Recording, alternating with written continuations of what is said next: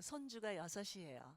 제가 처음 강의할 때는 자녀가 4이라고, 그 당시 우리나라가 하나만 낳자 둘만 낳자 캠페인 할 때이기 때문에 제가 현대의 야만인입니다 하고 늘 소개를 해왔습니다. 지금은 손주가 6인 할머니입니다. 오늘 여러분들과 함께 여성의 아름다움에 대해서 나누려고 준비를 했습니다. 근데 우리 박성호 선교사님께서 정보를 잘못 주셔서 제가 게임을 준비했는데 많아야 30명 이렇게 말씀해 주셔서 제가 최대로 한 30명분을 준비했는데 지금 택도 없을 것 같아요. 그래서 게임은 주일날로 돌리겠습니다. 더 준비를 해야 될 것 같아서. 그래서 이 시간엔 그냥 제가 게임 없이 그냥 그 말씀으로만 여러분께 나누겠습니다. 자, 오늘 여성의 아름다움의 총 주제는 고린도전서 14장 1절이에요.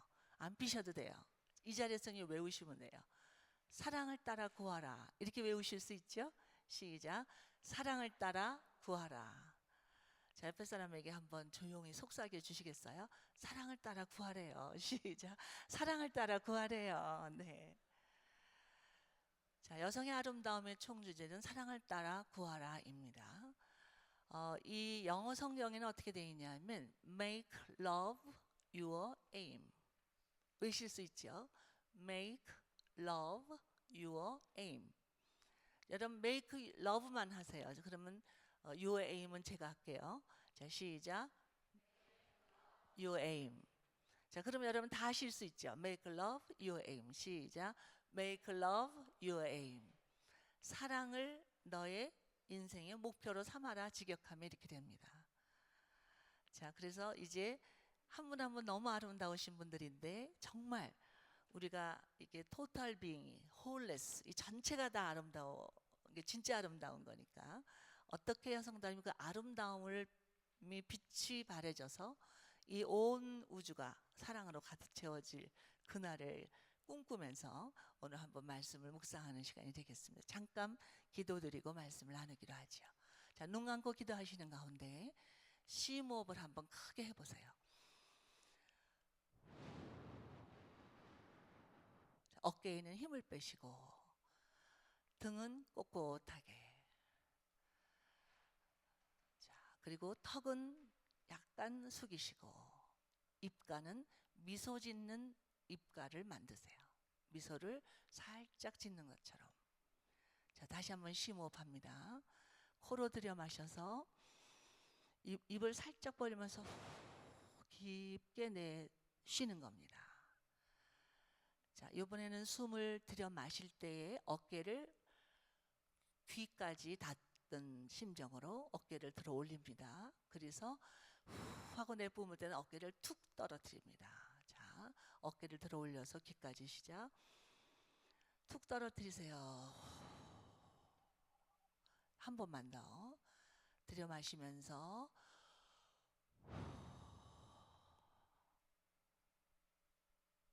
그리고 하나님 이름을 불러드리세요. 하나님 아버지. 이렇게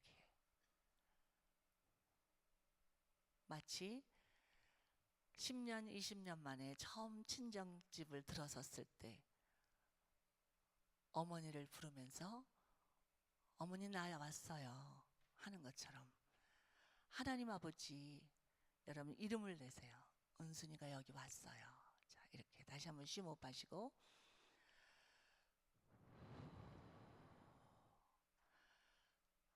하나님 아버지 우리가 여기 왔습니다.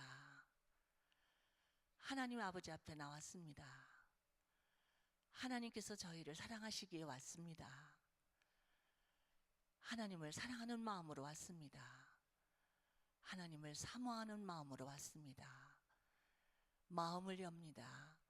성령께서 임재하시고 한 분 한 분들의 마음을 만져주시기를 원합니다.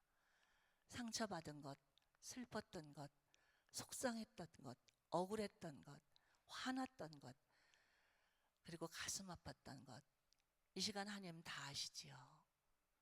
한 부분 한 부분을 만져주시고 치유해 주시고 하나님의 신선한 것으로 새롭게 채워주시기를 원합니다. 그래서 우리가 하나님의 사랑으로 내 옆에 사람에게 사랑의 통로만 될 수 있는 넉넉한 그릇이 되게 하여 주옵소서. 예수님 이름으로 기도합니다. 아멘. 저는 5남매의 맏딸이었습니다. 그래서 저희는 딸 셋의 아들들 이렇게 5남매의 맏딸이었는데, 제가 어렸을 때 저희 할아버님이 그러니까 저희 아버님이 맞이고요. 그래서 맏아들이 첫 아이를 낳는데 딸이라는 것 때문에 할아버님이 굉장히 실망하셨어요. 그래서 저는 제가 여성으로 태어난 게 제일 큰 인생의 실수였다라는 생각을 했습니다. 우리 부모님이 실수로 나를 딸을 낳으셨구나. 우리 부모님은 예수를 안 믿는 분이었거든요. 그리고 제 다음에 딸이고 그 다음에 남자 동생이 태어났는데, 그 다음부터 우리 남자 동생은 장손이 됐습니다. 우리 장손. 저는 굉장히 억울했습니다. 그리고 제가 공부를 잘했어요. 그러면 잘했다고 기뻐하시는 게 아니라 다들 혀를 차십니다. 제가 아들이어야 되는데. 이게 반응이에요, 가족들의 반응. 그래서 저는 뭘 잘하면은 칭찬을 받는 대신에 안타까운 눈으로 저를 보시는 거예요. 그래서 굉장히 유감스러운 일이라는 생각을 했었어요. 그래서 늘 마음속에 어떤 억울함이 있었냐면, 내가 여성으로 태어나서 다 내 구실을 못하는 거야. 이 세상은 잘못된 세상이야 하는 분노가 쌓이기 시작했어요. 그래서 성격이 날카로워지기 시작합니다. 그리고 자기 방어 의식이 생깁니다. 굉장히 오래가요. 그래서 뭐든지 악착같이 하는 습성이 생기고 경쟁력이 심하고, 그래서 어느지 마음이 편치도 않아서 늘 인상을 이렇게 쓰면서 그냥 누가 나보다 잘하기만 해봐라 막 이렇게 늘 이러면서 막 마음이 좁아지는 그런 여유 없는 삶을 살았습니다. 그랬는데 친구 따라서 우연히 갔던 CCC라는 모임에 갔다가 개인적으로 주님을 영접하게 됐습니다. 사실은 그 당시는 제가 구원받았다는데 그게 뭔지 그런 걸 다 알지 못했지만, 한 가지 좋은 건 뭐냐면 하나님을 나를 사랑하신다는 겁니다. 있는 그대로. 내가 뭘 잘하지 않아도, 내가 여성이어도, 죄를 지어도, 부족해도, 못해도 굉장히 안도감이 생기기 시작했어요. 그 위대하신 분이 날 사랑한다고? 어떻게 그 사랑을 거절해? 그래서 얼른 영접한 거예요. 그 바람에. 그러고 나서부터 제가 말씀에 심취하기 시작했어요. 그래서 정신없이 성경 공부를 했습니다. 그러면서 은혜로 구원받는 게 뭔지, 죄사함의 확신이 뭔지, 구원의 확신이 뭔지, 거듭나는 게 뭔지, 이런 것들을 이제 확실하게 알고 제자 훈련을 받고, 그러면서 이제 같은 모임에서 저희가 조이 선교회라는 곳에 헌신하면서 열심히 공부하고 그랬는데, 거기서 신랑을 만난 거죠. 남편을 만나서 연애 끝에 결혼했어요. 근데 저는 이제 결혼할 때 어떤 생각을 했냐면, 내가 이렇게 신앙이 좋은 남자를 만나서 공부할 만큼 하고 훈련 받을 만큼 훈련하고, 그래서 결혼해서 우리는 완벽한 결혼 생활이 될 거야 라는 막연한 기대를 가졌어요. 근데 환상이 다 깨졌어요. 신혼여행 가면서 깨졌어요. 제가 상상했던 그런 결혼 생활이 아닌 거예요. 게다가 부부싸움까지 합니다. 제가 너무너무 창피하고 너무 실망스럽고 너무 좌절감을 느껴서, 이거 계속 살아야 되는 거 맞죠? 그리고 매일 하나님께 눈물로 언제 내가 시집 가겠다 그랬는데 하나님 원망한 거예요. 그런데 어느 날 하나님이 그래서 저한테 그래요. 너의 선택이었다라는 걸 알려주신 거지요. 저는 늘 하나님이 저를 강권적으로 인도하셨다고만 생각했는데, 결국은 그 속에 내 의지로 내가 선택했다는 거죠. 그래서 결국 이혼이라는 것은 자기 선택에 확신이 없기 때문에 또 하나의 잘못된 선택을 한다고 저는 생각합니다. 할 수도 있지요.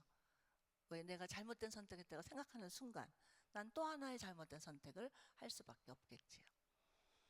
그래서 저는 이혼을 할 수 없다고 생각했습니다. 한 번 실수로 족하지, 두 번 또 실수를 해? 막 이런. 그런데 이제 저희 남편도 저처럼 힘들었겠지요. 우리가 생각해 보면, 여기 여러분 가운데 내가 참 남편과의 관계가 힘들다 그러시면 우리 남편은 나보다 2배쯤 힘들다 이렇게 생각하시면 돼요. 근데 사람들은 그렇게 생각을 안 하더라고요. 상담을 제가 많이 해보면 다 너 때문에 내가 이 팔자가 오그라졌지. 이렇게 그 원망이 가슴속에 꽉 차 있어요. 그래서 마치 내가 지금 이혼하면 새 사람을 만나면, 좋은 사람만 만나면 내 인생은 고쳐질 거라고 생각합니다. 근데 큰 오해예요. 그냥 상식적으로 가만히 생각해도 그건 큰 오해입니다.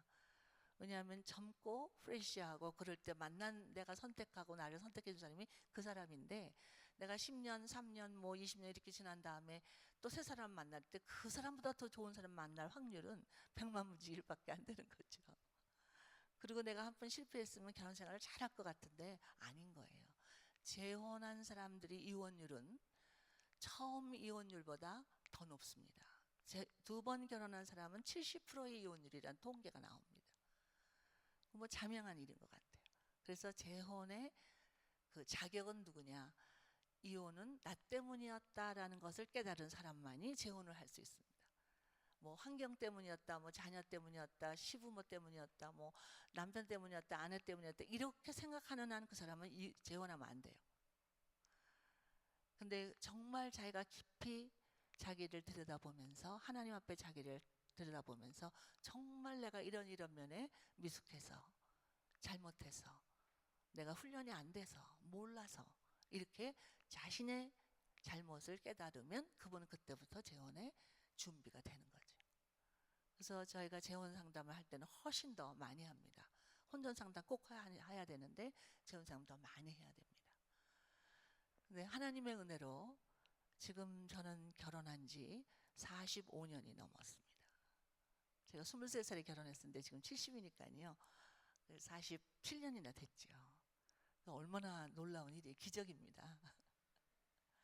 그래서 한 10년 전에 저희 부부가 이혼했다라는 소문이 전 세계로 퍼졌었어요. 그때 저는 막 우락부락 하면서 누가 그런 근거 없는 소리 하냐고 막 그랬는데 저희 남편이 생각해봐. 우리가 이혼 안 하고 사는 게 은혜고 기적이지.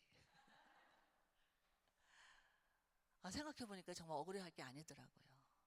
정말 하나님의 은혜구나 깨달았습니다. 그러면서 그때 저는 막 이혼한 사람은 가정사역 못해요. 막 이렇게 선을 딱 긋고 가정 부부관계가 안 좋다는 낌새만 있어도 임원도 안 세우고 뭐 이렇게 외제하고 막 이랬거든요. 강사로도 초대 안 하고.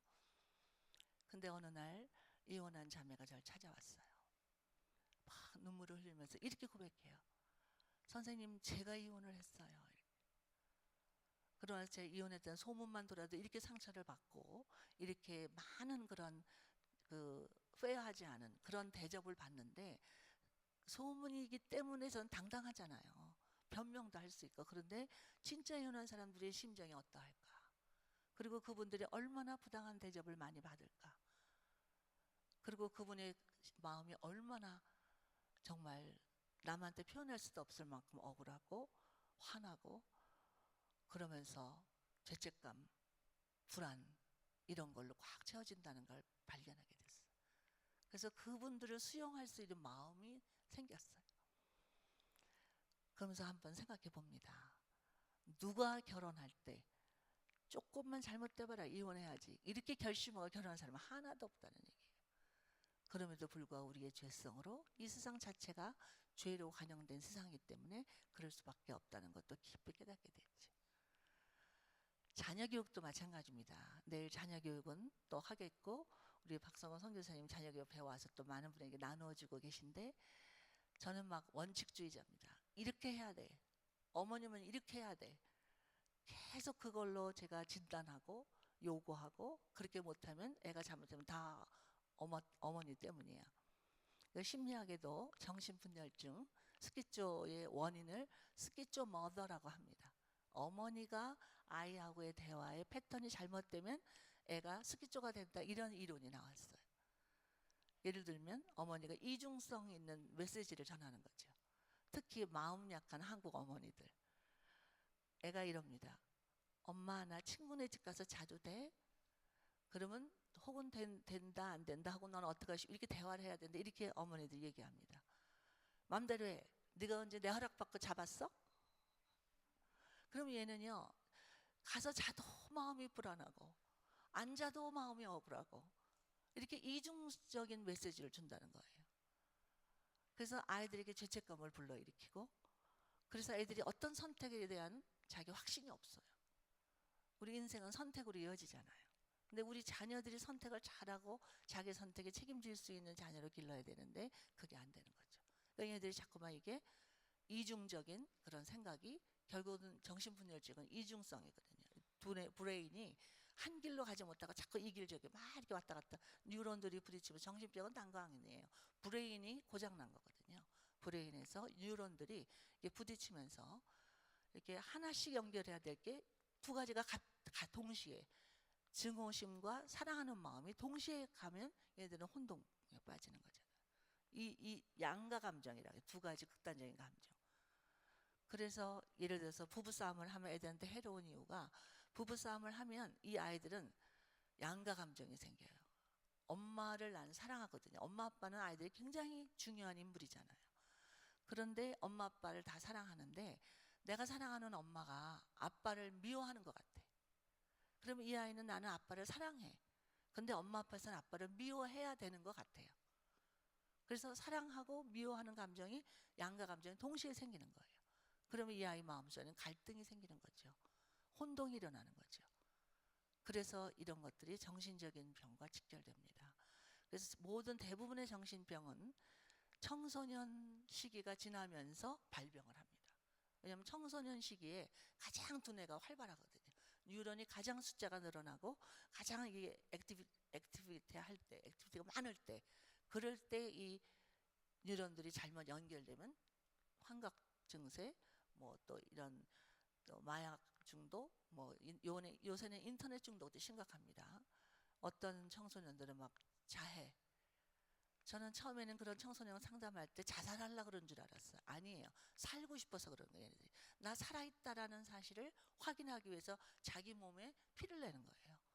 하나를 제가 만나서 상담하는데 그냥 여기 면도칼 자직이 막 나 있고, 그때도 면도칼로 자기 손목을 그어서 자살하는 줄 알고 불려온 거죠. 자살 예방으로. 근데 그 아이와 대화를 해보니까 얘는 자살하려는 마음이 아니에요. 살기 위한 몸부림이었어요. 그러니까 엄마 나 살아있어 이렇게 악을 쓰는데 아무도 안 들어줘. 그리고 인정을 안 해. 근데 자해만 하면 사람들이 난리를 쳐. 그리고 피를 흘리는 순간 내가 살아있다는 걸 확인할 수 있대요. 아프잖아요. 아픔을 느껴야 난 살아있구나를 확인한대요. 너무너무 가엾어요. 그만큼 우리 아이들이 정신적으로 공허하다는 거죠. 근데 그 모든 요인을 어머니한테 돌리고 있다고. 근데 최근에 그런 그 모든 블레임에서 여성들이 벗어나기 시작합니다. 많은 학자들이 이제 들고 일어난 거예요. 왜? 정신질환이 30배가 늘었습니다. 2000년도에 들어와서는 훨씬 더 많아지고 각 세대마다 이 질병들이 있어요. 세계를 강타하는, 일로 흑사병, 문둥병, 또 20세기는 암, 뭐 이런 여러 가지 많은 사람들을 한꺼번에 그 죽음까지 몰아가는 그런 병들이 있는데 21세기의 병은 정신병이랍니다. 정신병 숫자가 너무 확산되는 거예요. 왜냐하면 인간들이 너무 외로워요. 점점 기계 문명이 발달할수록 또 경제적으로 나아질수록 이상하게 인간은 더 외로워집니다. 지금 여러분 애들 보세요. 지금 어린아이들 보면 마음이 두려워요. 얘네들이 어디 가도 다 이것만 바라보고 있지 옆에 하고 떠들고 노는 애가 없어요. 학교에 가도 그러고, 심지어는 데이트하는 애들 보면 앉아서 데이트하는데 이거 보고 데이트하고 있어. 서로 사람과 사람의 인터랙션이 점점 없어지잖아요. 그리고 그 인터넷 속의 세상이 이 현실과는 전혀 다른 세상인데 마치 그 인터넷 세상이 실제 같아. 더 비중이 더 많아. 그래서 얘네들은 허공에 떠서 사는 거지. 그러니까 불안하고 외롭고 두렵고 그리고 공허합니다. 그래서 정신질환이 많아집니다. 그래 그 통계가 슬프게도 예수 믿는 사람도 똑같은 통계가 나온다는 거지. 예수 믿는 사람은 이 정신병 안 걸려야 되잖아요.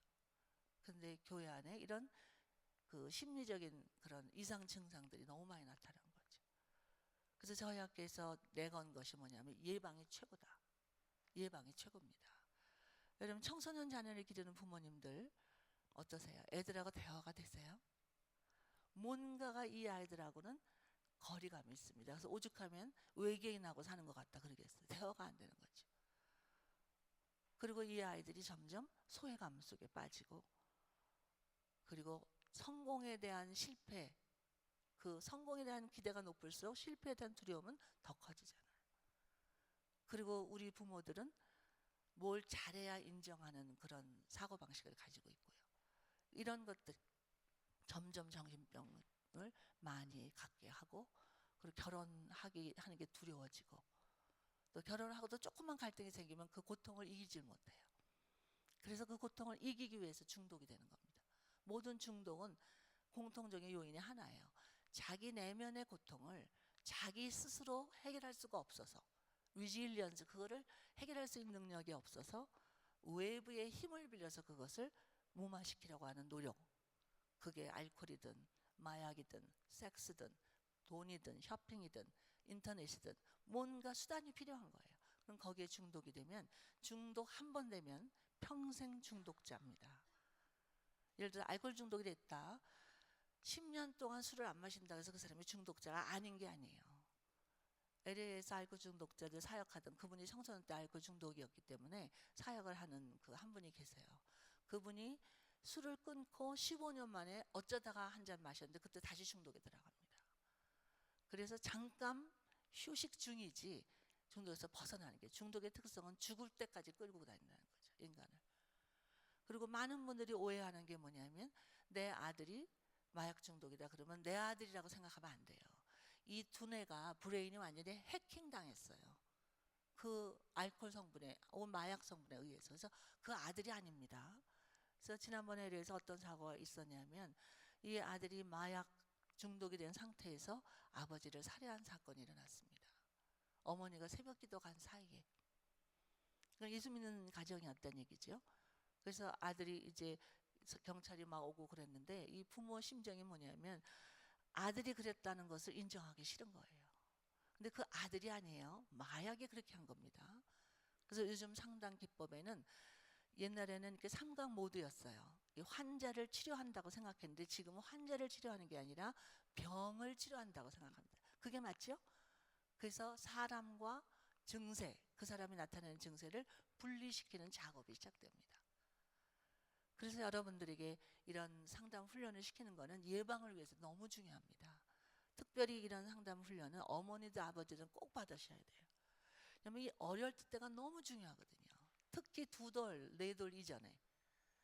왜냐하면 이 2돌 이전에는 제가 이제 브레인에 대해서 많이 강의를 요즘 하게 된대. 왜냐하면 저희 남편이 이제 사고 죽을 뻔했던, 나무에 떨어져서 뇌를 다쳐가지고 식물인간까지 됐었거든요. 그래서 회복이 돼서 지금은 60이 넘은 사람이 머리를 다치면 가망이 없다 그랬는데, 저희 남편이 케이스가 됐어요. 가망이 있는 거예요. 이제 언어도 다 말도 다 잃어버리고, 뭐 사람도 못 알아보고, 그냥 목에다가 이렇게 밧줄, 이렇게 호수를 박아서 숨만 쉬게 하고, 모든 기능이 다 밧줄로, 이렇게 호수로 다 이렇게 먹는 것도 다 그렇고, 숨 쉬는 것까지 다 밧줄에 이어서 외부의 기계에 의해서 움직여지니까 식물인간이었거든요. 근데 기적적으로 깨어나는데, 깨어나니까 이 뇌가 손상이 되니까 뭐 감정 통제가 안 돼요. 막 그냥 야수 같아요. 막 소리 지르고 몸부림을 치고 막 정말 그렇게 무서운 힘을 발휘하고 이렇게 해서 정말 끝장나는 줄 알았어요. 제 인생이 끝났구나 이렇게 생각했어요. 근데 놀랍게도 병원에서 통제할 수 없었던 상태였는데 그냥 집으로 데려왔어요. 근데 이제 안 보내요. 병원에서는 퇴원을 안 시켜. 근데 제가 이 전문가잖아요. 여기서 라이선스를 받았거든요. 미국에서. 그러니까 미국에서 학위를 받은 거, 그러니까 제가 보호자가 돼 사인하고 책임지겠다 그러고 데려왔거든요. 근데 놀랍게도 집에 오니까 안정감을 느끼고 회복되기 시작해요. 그래서 지금은 거의 90% 정도는 회복된 것 같아요. 이게 이제 제가 그 브레인 다시 공부를 하면서 그 레포트를 냈는데, 물론 A프를 받았습니다. 살아있는 케이스잖아요. 어떻게 해서 회복되는 그 단계를 제가 너무 경험을 했기 때문에 그걸 쫙 이렇게 그 심리학적 이론과 통합해서 냈는데 너무 좋아하시더라고요, 교수님이. 와, 이런 살아있는 증거다. 왜냐하면 2000년도 이후에 이 뉴로사이언스가 발달돼서 그 비밀들을 자꾸만 뇌의 비밀이 조금씩 드러나는 거예요. 근데 아직도 멀었습니다. 인간의 신체 중에서 가장 신비로운 분이 뇌예요. 그럼 제가 오늘 왜 이 얘기를 하냐면 여성들의 뇌가 남성들의 뇌하고는 다르답니다. 아예 생김 구조 자체가 다르답니다. 그걸 몰랐던 거죠. 그래서 여러분이 아마 남편과의 관계 또 자녀들의 관계에서 이런 비밀을 조금만 알면 훨씬 더 자유함을 느끼실 것 같아요. 그리고 여성된 긍지가 어디에 있는지를 발견하실 것 같아요. 그래서 제가 이 사랑이라는 단어가 여러 그 뉘앙스를 가지고 쓰이지만 우리 성경에서 얘기하는 사랑의 의미, 그거를 왜 하나님이 그런 사랑을 우리에게 명령하셨고 우리를 사랑의 통로로 삼기를 원하시는지, 그거는 사랑받는 사람을 위해서가 아니라 사랑하는 사람을 위해서 그렇게 하셨다는 걸 발견하게 됐어요. 사랑하면 그러면 뇌가 달라지는 거예요. 놀라운 일이에요. 뇌의 구조가 달라진답니다. 뉴런들이 왔다 갔다 하는 이 방향이 달라진답니다. 그래서 우리는 옛날에 뭐 사랑에 빠졌다 그러면 무슨 막 이렇게 가슴에서 뭔가 우러나온다고 생각하잖아요. 근데 그건 다 지금 화학 작용이라는 걸 알게 됩니다. 혹시 이제 누가 우리 배우자가 외도를 한다 그래도 두려워할 거 하나도 없어요. 가만 내버려 두세요. 시큰 사랑해라 그러고. 그러면 3개월 이상 안 갑니다. 근데 자꾸 중간에 개입을 하는 거죠. 막 그냥 말리기도 하고 뭐 막 협박도 하고 막 이러면 그게 3개월씩 늘어나요. 개입할 때마다. 왜? 새로워지거든. 자극을 받잖아요. 근데 아예 이그노어 해버리는 거예요. 그러면 제풀에 그냥 돌아와요. 아, 내가 환상에 빠졌었구나. 아, 이게 진실이 아니구나. 이런 거는 이제 스스로 알아야 되는데 알 새가 없는 거 자꾸 옆에서 이렇게 자꾸 자극을 주니까. 그래서 내가 자꾸 새로워지거든요. 한 번 자극을 받을 때마다. 그러면 뇌를 많이 자극을 해야 합니다. 그래서 운동도 하시고 춤도 추시고 찬양도 많이 하시고 사람과 많이 대화도 하고 이런 게 너무 좋은 거예요. 그리고 메디테이션도 하고 이런 되게 다 뇌에 이러면 이렇게 수명이 연장된다 생각하시면 됩니다. 그래서 이 사랑을 한다는 게 뭔지를 한번 생각해 볼 필요가 있어요. 자, 그러면 사랑을 따라 구하라 그랬는데 이렇게 여성의 뇌가 뭐가 더 있냐 하면 하나가 더 있답니다. 여성의 뇌에는 뭐가 있냐면 커뮤니케이션 스킬이 있답니다. 우리 인간은 관계를 맺는 존재로 하나님 만드셨잖아요. 왜 우리를 만드셨어요? 하나님과 관계를 갖기 위해서. 그래서 하나님의 형상대로 이렇게 만들어 주셨잖아요. 그런데 여성들은 그게 더 하나가 더 있는 게 뭐냐면 관계를 맺을 수 있는 기능이 타고났답니다. 그러니까 뭐 여성이 100%다 그렇다 그럴 수는 없겠죠. 여성성이 강한 남성도 있고 또 남성성이 강한 여성도 있거든요. 근데 겉으로는 몰라요. 저희 학교에 아주 외모를 볼 때 남성성이 강해 보이는 교수님이 계신데 저희 그 교수들끼리 그 체크를 여성성 남성성을 체크했는데 그분이 여성성이 제일 높아요. 그 외모는 막 남성 같은데 근데 저는 외모가 좀 여성스러운데 제가 남성성이 제일 높아요. 놀라운 일이에요. 저희 학교에 신혜란 선생님 와 계세요. 이제 지금 박사 공부하고 있어요. 석사 마치고. 근데 굉장히 여성스럽게 생기셨잖아요.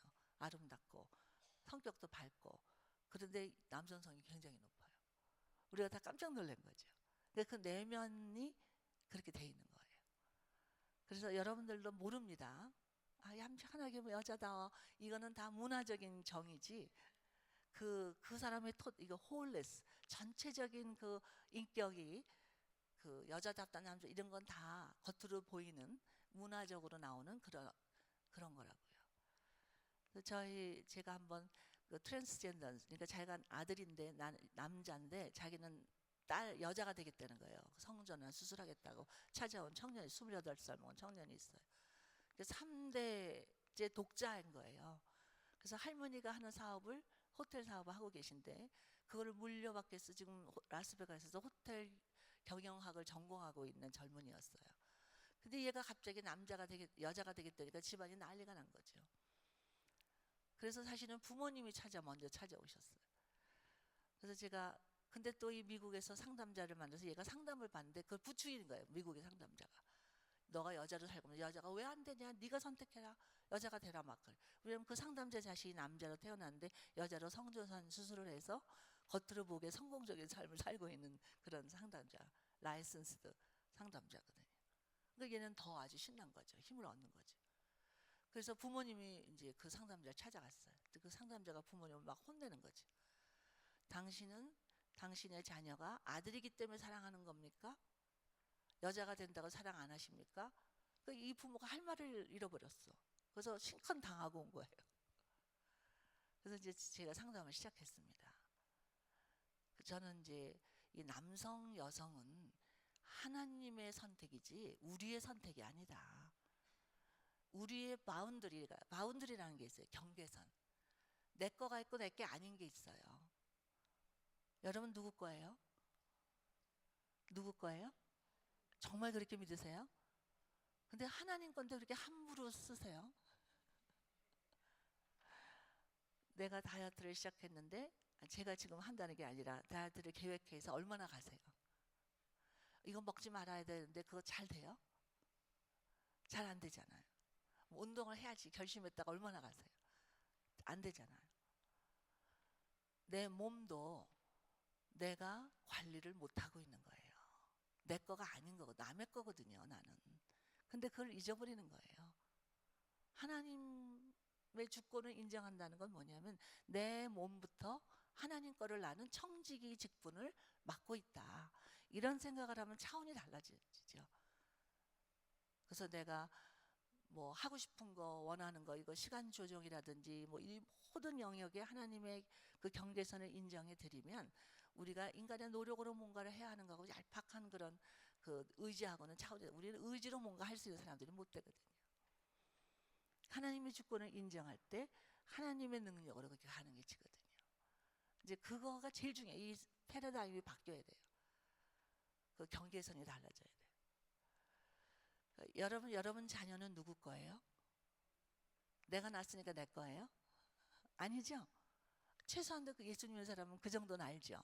내 자녀는 내가 아니고 하나님의 자녀를 나는 맡아서 당분간 기르고 있다. 근데 왜 이렇게 자녀를 못 살게 구세요? 내 맘대로 안 되면 내가 세운 기준대로 안 살면 못 견뎌요, 부모들이. 그리고 자녀가 공부 잘하면 내가 잘하는 것보다 더 좋아. 공부 못하면 내가 창피한 것보다 더 창피하고 속상해. 그 남의 거 가지고 주물렀다 폈다 그러고 이거 해라 저거 해라 막 그러고 있다는 얘기죠.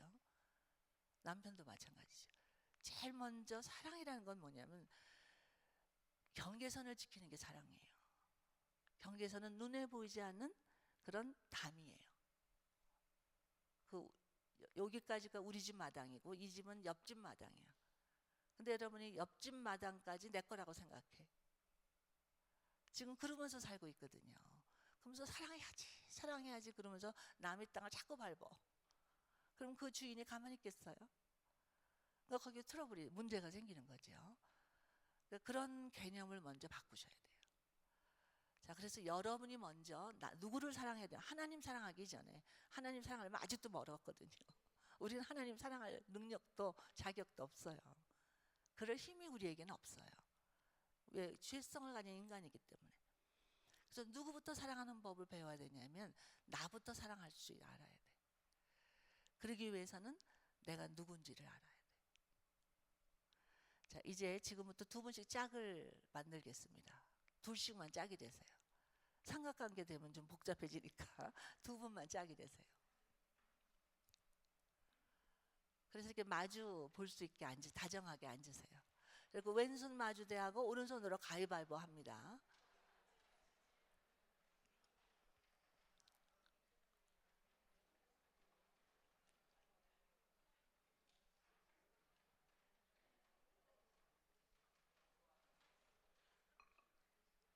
자, 왼손 마주 손뼉 이렇게 마주대고 오른손으로 가위바위보. 시작. 가위바위보. 네, 승부를 내세요. 다시 승부 안 나시면 다시 가위바위보. 자, 지신 분 손으로 지신 분. 어떻게 지셨어요? 여유가 있어서. 네. 자, 여유 있게 지신 분들이에요. 자, 이기신 분 손 들어보세요. 어떻게 이기셨어요? 똑똑해서. 네. 자, 이렇게 여유 있게 지신 분이 이제 1분 상담자예요. 그래서 이제 이기신 분은 지신 분에게 당신은 여유 있는 상담자예요. 시작. 자, 그럼 이기신 분 똑똑하신 분이 내담자예요. 그러면 상담 지신 분의 이기신 분에게 당신은 똑똑한 내담자예요. 시작. 자, 그럼 이제부터 상담자는 뭐만 하냐면 내담자한테 Who are you? 이렇게만 물어보세요. 이제 당신은 누구세요? 라는 말보다 Who are you가 훨씬 쉬워요. 뉘앙스도 그렇고. 그래서 그러면 그렇게 할 때마다 내담자는 나는 누구라고 대답을 하세요. 그래서 언제까지 내담자가 대답 못할 때까지 계속해서 Who are you만 합니다. 자, 시작.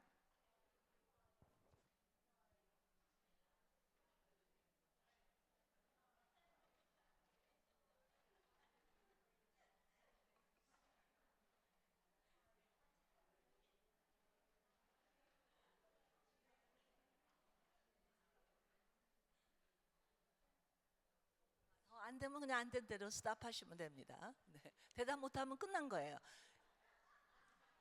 5초 안에 대답이 안 나오면 그 사람, 그 팀은 끝난 거예요.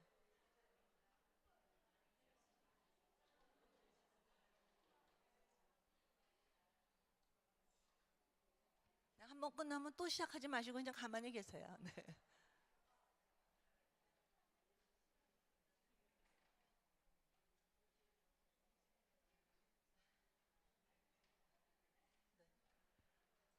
네, 정상입니다. 끝나신 분들이. 네, 계속 지금도 하고 계신 분들, 끝나신 분은 지금도 계속해서 하고 계신 분이 누군가 한번 보세요.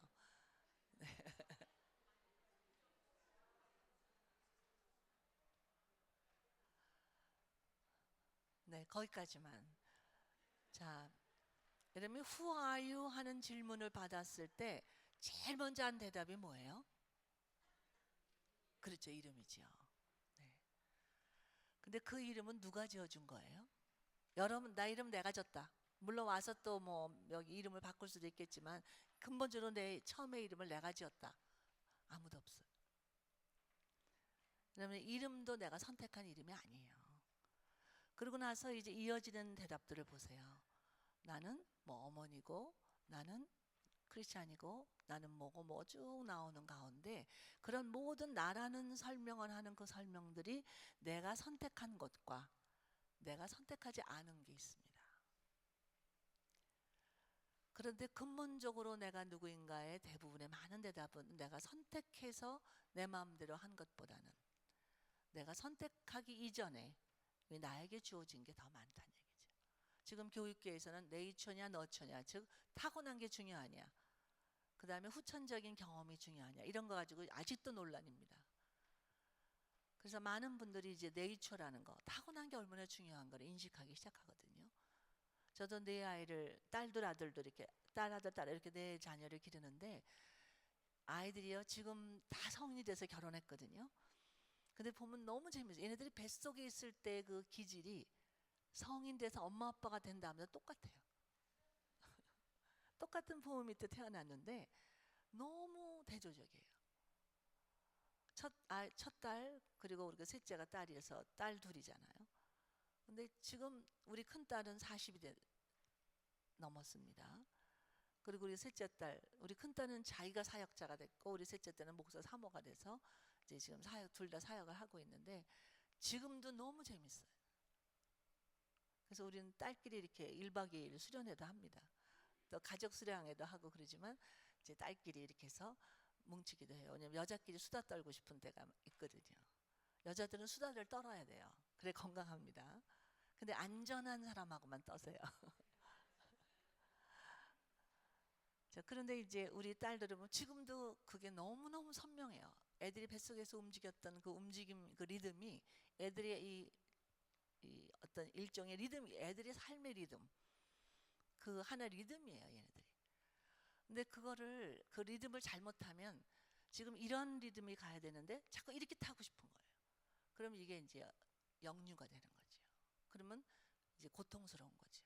갈등이 생기고 그리고 인생이 즐겁지 않고 자기 에너지를 풀리 발휘하지 못한.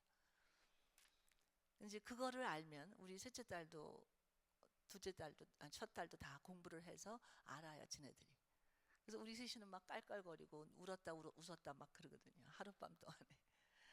너무 즐겨요. 서로를 즐길 줄 아는 거를 보기 시작하고 저는 제가 제일 편안한 상담자가 우리 딸입니다. 우리 사이 제일 편한 상담자가 저고, 비밀 보장도 잘해주고, 그리고 또 그 순간순간 변하는 감정도 서로 잘 이해를 합니다. 그러니까 네가 매력이 있는 거야. 얘가 막 어머머머 이렇게 하면은 그래서 네가 매력적인 거야. 그럼 막 금방 웃어요.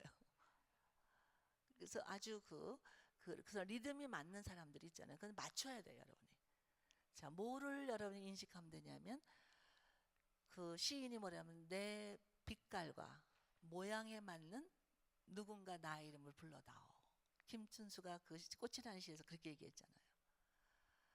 자, 옆에 사람에게 물어보세요. 당신의 칼라는 뭐예요? 시작. 당신의 칼라는 뭐예요? 네. 대답하지 않아도 돼요. 네. 네.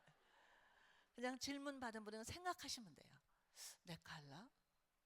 그래서 어떤 유치원에서는 아침에 딱 오면 이렇게 색깔을 쫙 이렇게 있어서 애가 나는 오늘 무슨 색깔이야 그 색깔을 붙인 자기 이름 위에.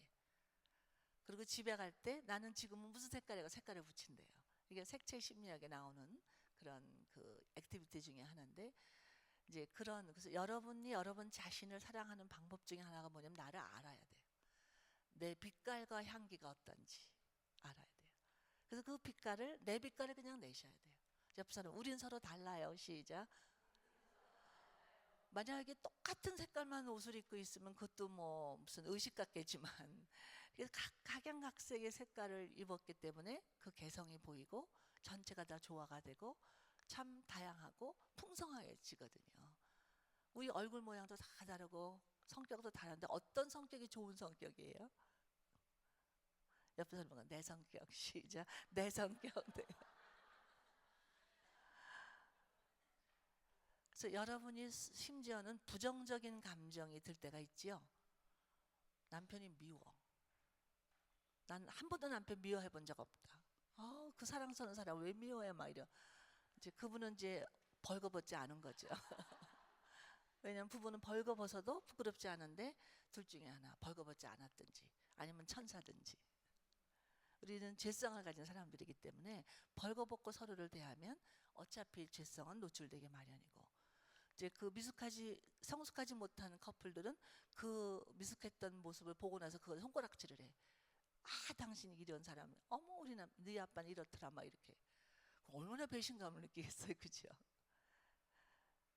만약 여러분들이 어렸을 때 그 아주 아기 때야 뭐 기저귀 차고 있었으니까 상관없었지만 한 5살, 뭐 6살 유치원 다니고 초등학교 1학년까지도 오줌을 싸본 경험이 있는데 그거를 친척 고모가 알아. 근데 내가 20세가 돼서 결혼할 때가 됐는데 그 고모 나만 보면 너 그때 오줌 싸. 그러면 여러분 어떠시겠어요, 그 사람? 물론 그것도 내 경험이에요, 그죠? 그러시면 내가 지금도 그런 거 아니잖아요. 근데 그때를 생각하면서 계속 그러고 있는 거야. 그 고모 나만 보면. 그럼 그 사람 만나기 싫죠? 정말 고모 왜 이래? 막 이러면서 사람들 만나서 막 그랬다고 생각해봤어요. 근데 우리 부부들이 그러고 살거든요. 어머, 당신 언제 그랬고, 뭐 이 사람 언제 그랬고, 어떤 이제 있다 부부관계. 여러분 이 교회는 가정사기 잘 된 교회가 돼서 제가 정말 마음 놓고 말할 수 있어서 너무 좋아요. 이제 이렇게 그렇게 우리는 하고 있던 그러니까 미숙했던 점들을 지금도 가져오는 거죠. 그래서 지금 그 프로이드식으로 막 어렸을 때 상처를 지금도 갖고 있어. 그러면서 나는 부모를 잘 만나서 이 모양이 된 거야. 막 이렇게 원망하고 있는 분들이 있다고요. 더 중요한 거면 here and now. 지금 여기 내가 있다고요. 그래서 지금까지 내가 어떤 경험을 했던 그 모든 어두웠던 경험들을 날마다 새로워질 수 있는 우리가 되는 거죠. 그런 나를 보는 거죠. 자, 심호흡 크게 하시면서 지난 주일보다 더 성숙해지셨네요. 시작. 지난 주일보다 더 성숙해지셨네요. 자, 그래서 나를 사랑한다는 거 뭐냐면 나를 아는 건데 나를 안다는 거 뭐냐면 변화무쌍한 나 그리고 독특한 나. 여러분 변덕스러워도 괜찮아요. 그냥 어저께는 그냥 안 살고 싶고 이혼하고 싶어서 그냥 인상을 썼는데 하룻밤 지나고 나니까 어머 이렇게 천사 같은 남편을 이렇게 나밖에 모르는 남편 막 그냥 천년만년 살고 싶다는 거죠. 어떻게 된 거야? 근데 어제 그 길을 가던 나도 나고 오늘 내가 이렇게 사랑스러운 나도 나예요. 그거를 수용할 수 있어야 돼. 그러니까 어떤 때는 막 너무 착해. 차까지 타다 주고 뭐 그냥 마사지도 해줄 수 있고 다 해줄 수 있어. 근데 어느 날은 밥도 해주기 싫어. 근데 어떤 게 나아요? 둘 다 나아요. 그런 그 나를 이걸 뭐라 하냐면 수용이라고 전문 용어를 쓰는 거죠. 수용, acceptance라 그러죠. 그런 나를 보면서 그러면 좀 웃으시라고요. 아이고 귀엽기도 하지 이렇게. 근데 그냥 그거를 한탄을 해요. 아휴 정말 난 나도 못 믿어 막 이러면 당연하지 내가 나를 어떻게 믿어. 내가 왜 이 모양이지 막 이러면서 누구 거한테 그러는 거예요 지금? 하나님 거한테 그러는 거예요 여러분이. 하나님 왜 이 모양으로 날 만드셔서 이러고 있는 거거든요. 하나님 여러분 자녀를 보고 누군가 얘는 왜 이 모양이에요 그러고 여러분 한테 데리고 와서 그러면 여러분 그 사람 좋아하시겠어요? 아니죠. 지 자식이나 잘 기르지 왜 저래 이렇게 왜 간섭해 이렇게 되잖아요. 근데 내가 지금 그렇게 살고 있는 거예요 우리가. 하나님 믿는다고 하면서 하나님 주권을 인정을 안 하고 있는 거예요. 나 속에서. 자, 그래서 나를 먼저 있는 그대로 수용하는 거. 그 법을 배우셔야 돼요. 그래서 여러분 슬플 때도 슬픈 감정을 누리세요. 그래서 전 참 잘 울거든요. 근데 우는 걸 부끄러워하지 않아요. 물론 감격해서 울고 은혜 받고 울고 그렇게 울 때도 있지만 속상해서 울고 화가 나서 울고 막 이럴 때가 있을 때 그럴 때도 저는 제가 심호흡을 하면서 나는 지금 눈물로 프로세스를 하고 있는 거야 이렇게 얘기합니다. 그래서 여성들은 감정이 굉장히 민감하거든요. 감정은 누구나 다 민감한데 여성들은 특히 나이가 들면서 민감해집니다. 그러니까 우리 이런 주먹을 이렇게 양주먹을 이렇게 한번 해보세요. 여기에 여러분의 브레인이 이렇게 생겼어요. 운의 좌뇌로 나눠져 있고 운의 좌뇌, 운의 아랫뇌. 그래서 1층 뇌, 2층 뇌라고도 합니다. 그렇게 그 부분이 나누어져서 펑션이 다 있어요. 그런데 우리의 감정을 주관하는 그런 뇌는 여기 뒤통수 가까이 이렇게 있답니다. 가운데. 그런데 우리 이성을 주관하는 뇌는 요 앞에 있습니다. 그래서 어린아이들 앞니마 다치게 하면 안 돼요. 뇌를 다치는 건 굉장히 위험합니다. 막 흔들고 뇌를 흔들어주고 이러면 안 됩니다. 정말 어린 아기들은 우리 뇌가요 어떻게 생겼냐면 연두부 같대요. 연두부같이 말랑말랑한 뇌인데 하나님이 그거를 딱딱한 뼈로 보호하시고 잔디까지 심으셨다고요. 머리카락은 잔디라. 보호하시려고 그 연한 그 뇌 그게 그냥 아주 아련한 그런 뇌거든요. 그게 잘못되면 이제 우리 전체 몸이 망가지니까 그걸 깊이 보호하시는 거죠. 그래서 성경에는 뇌를 뭐라 그랬어요? 황금 항아리라고 표현합니다. 그래서 전도서에 보면 황금 항아리가 깨어지고 이렇게 죽는다는 얘기예요. 뇌가 고장난다는 얘기예요. 그래서 황금빛이에요 여러분의 뇌는.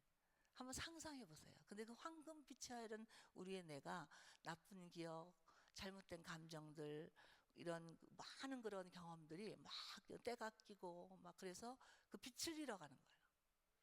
그래서 눈에 빛을 잃어가는 거예요. 이게 시력을 말하는 거 아니에요.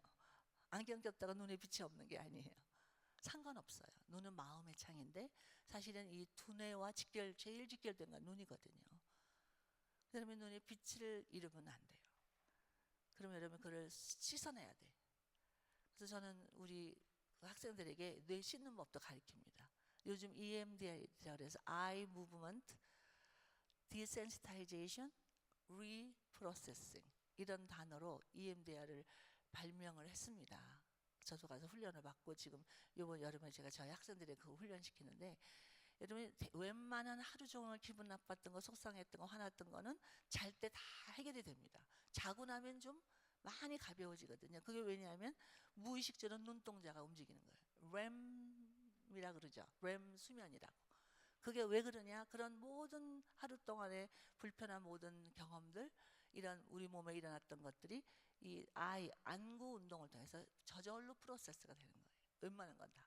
근데 그거를 오버하는 게 있다는 거죠. 막 충격을 더 크게 받았다든가 뭐 여러 가지 그걸 트라우마라고 그러는데 전문용어로 이 트라우마가 내 안구 운동을 통해서 프로세스 하는 것보다 더 충격이 커. 그럼 그게 저절로 안 되는 거. 그럼 그거를 일부러 해줘야 돼요. 그래서 생겨난 방법이 EMD라는 거예요.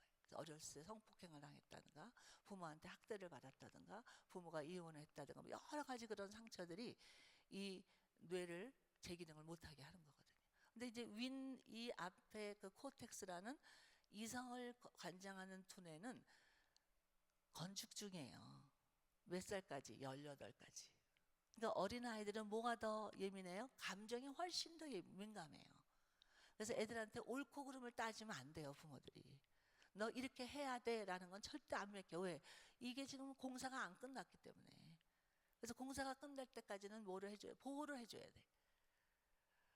그래서 예를 들면 애들이 그러죠. 이제 뭐 자동차에서 엄마 나 아이스크림 사줘, 아이스크림 사줘. 근데 엄마가 안 사줘. 난 엄마 미워. 막 갑자기 그런다.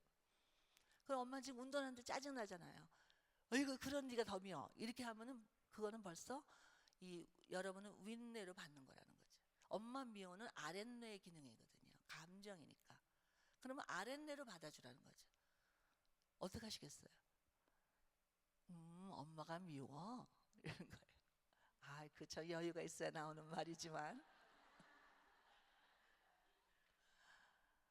우리의 감정은 윤리성도 논리성도 없어요. 여러분 애들이 울면 어떻게 왜 울어 그래요? 정말 이 왜 울어라는 질문은 정말 어리석은 질문이에요. 애들이 논리적으로 생각할 수 없는 거예요. 이 눈물은. 또 어떤 놈이 울지 마 이래요. 또 자기가 때려놓고. 얼마나 부당한 요구예요. 지금 아파서 울고 속상해서 울고 화나서 우는데 거기다 또 울지 말래. 애들은 막 그게 감정이 더 커지는 거죠. 왜냐면 운뇌는 아직 발달이 안 됐거든요. 그러니까 논리적으로 따지면 안 된다는 얘기예요. 그러니까 너 잘못했어 잘했어. 이제 엄마들이 그래요. 이 이성이 발달한 엄마들은 너 잘했어 잘못했어. 그러면 엄마들은 벌써 뭐를 답을 알고 있는 거예요. 잘못했어 라는 대답이 나올 때까지 족치거든요. 그럼 애들은 코너에 몰리면 어떻게 돼요? 물어요. 그래서 청소년 때 반항을 하는 거죠. 그게 쌓여져서 부당한 요구를 받고 나는 절대로 우리 엄마를 기쁘게 해줄 수 없어 라고 결정을 하는 거죠. 그러니까 이게 정말 저는 우리 애들이 이만큼 자란 게 정말 하나님의 은혜다 이렇게 생각합니다. 한 번 제가 이렇게 기차를 타고 집회를 갔다 왔는데 한국에서 서울역인데 5살 먹은 소녀가 엄마가 보따리를 들고 이제 기차에서 내렸어요. 그러니까 전 전문서 가지고 이렇게 구체적으로 보는 거죠. 근데 이제 엄마가 막 보따리를 들고 급해요. 막 합니다. 그러니까 이 5살 먹은 꼬마가 이래요. 엄마 같이 가. 엄마 같이 가. 빨리 따라와. 그러면서 또 막 걸어요. 그래서 이제 가다가 저와 같이 그 사역하는 거 요즘 직구거든요. 5살 먹은 애한테 귀에다 대고 야, 넌 엄마 따라가지 말고 나 따라와라. 그랬어요. 그 얘가 막 엄마 막 떠가는 우리가 막 웃으면서 야 그래도 엄마라고 저런 엄마를 쫓아가는구나. 참 엄마는 위대하다. 막 그러면서 저런 엄마 좀 때려줘야 되고. 근데 그런 그 실제적인 그런 모습이지만 그런 것뿐이겠어요. 우리 아이가 요만큼 할 수 있는데 엄마들이 이걸 자꾸 느리는 거예요. 이만큼 하라고. 그러면 이 아이는 할 수 없어요. 이 탄력성이 놓치거든요. 그게 신경 증세라는 거죠. 요새 얼마나 신경 증세가 많은지 눈을 깜빡깜빡하기도 하고 뭐 막 뭐를 코 속에다 집어넣기도 매일 신경 증세가 다 많아요. 그럼 얘가 왜 이래 그런다고요. 요인은 다 제공해 놓고 그런데 그게 탁 끊어져 버려요. 그러면 이게 정신질환이 되는 거예요. 그런데 2돌 이전에 그런 상처와 그런 트라우마를 받으면 정신병이 많이 된답니다. 근데 이제 4돌 이후의 일들은 신경증으로 가는 거죠. 그게 왜 청소년 이후에 그게 나오냐? 이게 발달이 되면서. 이게 발달이 되는데 여성들은 이게 남성들보다 덜 발달되고 여기 뒤에 있는 감정을 통제하는 뇌가 더 발달이 된다는 거죠. 그래서 여러분이 남편에게 다가갈 때 감정을 가지고 호소하잖아요. 근데 남편들은 논리를 가지고 대하거든요. 그러니까 대화가 안 되는 거죠. 이 여성과 남성의 뇌를 이해하면 남성 여성의 대화가 훨씬 더 여유가 있으시는 거예요. 그래서 여러분이 남편한테 얘기할 때는 딱 요점을 먼저 말하셔야 돼요. 근데 뭐 우리는 막 풀어서 하잖아요. 오늘 말이야 내가 차를 갖고 나갔거든. 근데 말이야 가는데 신호등에 걸렸어. 그 남편이 그래서 어떻게 됐다는 거야. 남자들은 논리적으로 이해하는 거죠. 그리고 여자들은 그냥 호소한 거야 나는. 그냥 말하고 싶어서 말로 프로세스하고 싶어서. 남편들은 그거를 해결해 줘야 돼. 그래서 개입을 합니다. 또 잘못했네 당신이 이러면 그냥 화가 나. 그럼 당신 누구 편이야 도대체? 그러니까 남편이지 그렇게 하는 거죠. 남의 편이라는 뜻이래요 남편은. 여성들은 내 편 들어주기를 원해. 감정적인 거예요. 뭐 옳고 그름 뭐 논리 쓰이는 거 아무것도 없어요. 그냥 수다 떨고 싶은 거죠 남편은. 들어만 주면 돼. 내 남편이 그걸 몰라. 그래서 들어줄 줄을 몰라요. 그래서 어떻게 됐다는 거야. 그래서 보험료가 얼마 늘었어. 뭘 어떻게 돈이 얼마 들어. 누가 잘못했어. 막 이렇게 살 거야 안 살 거야. 막 이렇게 되는 거죠. 그러면 정말 난감해지고 정말 살기 싫어지는 마음이 속상하고 억울하고 분통 터지고 이렇게 되는 거예요. 사랑하는 거야 안 하는 거야 또 호소한다고요. 그런 남편들이 사랑하니까 살지 막 그러면서 그래서 그냥 사랑 싸움으로 번지기 시작하는 거죠. 근데 그게 마음이 상하면 안 풀어지는 거죠. 심호흡 크게 하시면서 옆에 사람 괜찮아요. 시작. 괜찮아요. 네. 그래서 좀 여러분을 사랑하는 게 뭔가를 먼저 배우셔야 돼요. 그래야 내 옆에 사람을 사랑할 수 있는 여력이 여유가 있어야 사랑할 수 있잖아요. 내 잔이 넘치나이다 라는 고백은 뭐냐면 내가 충분히 내가 수용이 됐고 받아들여지고 내가 안정감 누리고 나는 나로서 족하다는 기쁨이 있어요. 그러면 내 잔이 넘쳐요.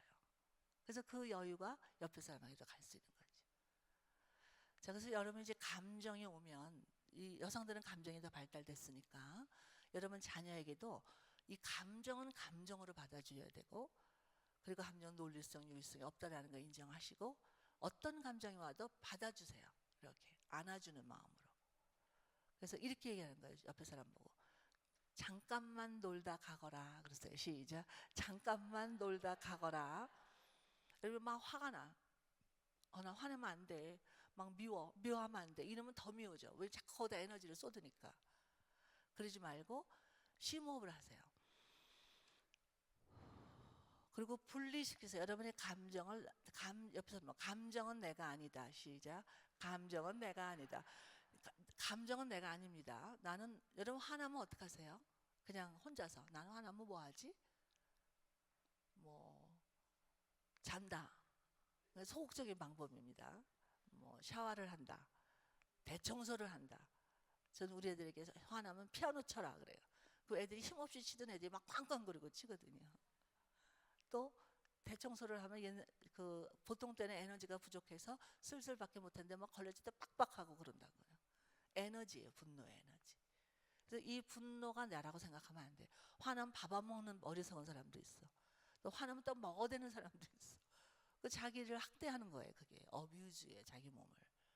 우린 그럴 권리가 없어요. 그러니까 화가 났다. 그러면 내가 화가 났구나 그러시면 돼요. 근데 애들이 옆에서 엄마 화났어. 내가 무슨 화내는 거 아니라고 막 화를 내요. 그러니까 자기 감정에 자기가 편안하지 않은 거예요. 근데 성경에는 화를 내지 말라고 하는 것보다는 분을 품어도 죄를 짓지 말라 그랬어요. 그러니까 이 분노의 에너지를 어떻게 발휘하느냐가 중요한 거지. 그냥 화는 그냥 오는 거야. 우리한테 화가 나는 거야. 그러면 그냥 이렇게 하면 돼. 엄마 화났어. 이렇게 하면 돼. 꼭 화는 엄마 이렇게 할 필요 없잖아요. 그냥 에너지를 막 거기다 쏟는 거죠. 그냥 보통 말로 엄마 지금 화났어. 그래서 웬만한 사람은 30분에서 2시간이면 그 화가 다 처리가 됩니다. 스스로 내 안에서. 우리 몸이 그런 자동 장치가 돼 있거든요. 그래서 그때만 내가 심호흡을 하고 뭐 메디테이션 명상을 한다든지 샤워를 한다든지 무슨 기도를 한다든지 이렇게 누구한테 수다를 떤다든지 이렇게 해서 그 에너지를 깨끗하게 다 이걸 프로세스라 그래요. 프로세스 하는 거죠. 그러고 나면 정상적으로 여기가 이제 이 감정을 발휘하는 뇌가 작동을 하면 이 앞에 코텍스 이 논리를 작용하는 뇌가 멈춰버려요. 작용을 못해요. 그래서 정상적인 선택이나 결정을 내리지 못하거든요. 아주 충동적이고 어리석은 결정을 하게 되잖아요. 그러니까 그때는 이걸 쓰려고 하면 안 되는 거예요. 이게 작동이 멈춘 다음에 그 다음에 이제 이걸로 쓰는 거죠. 그러니까 아이들한테는 그걸 가르쳐 주세요.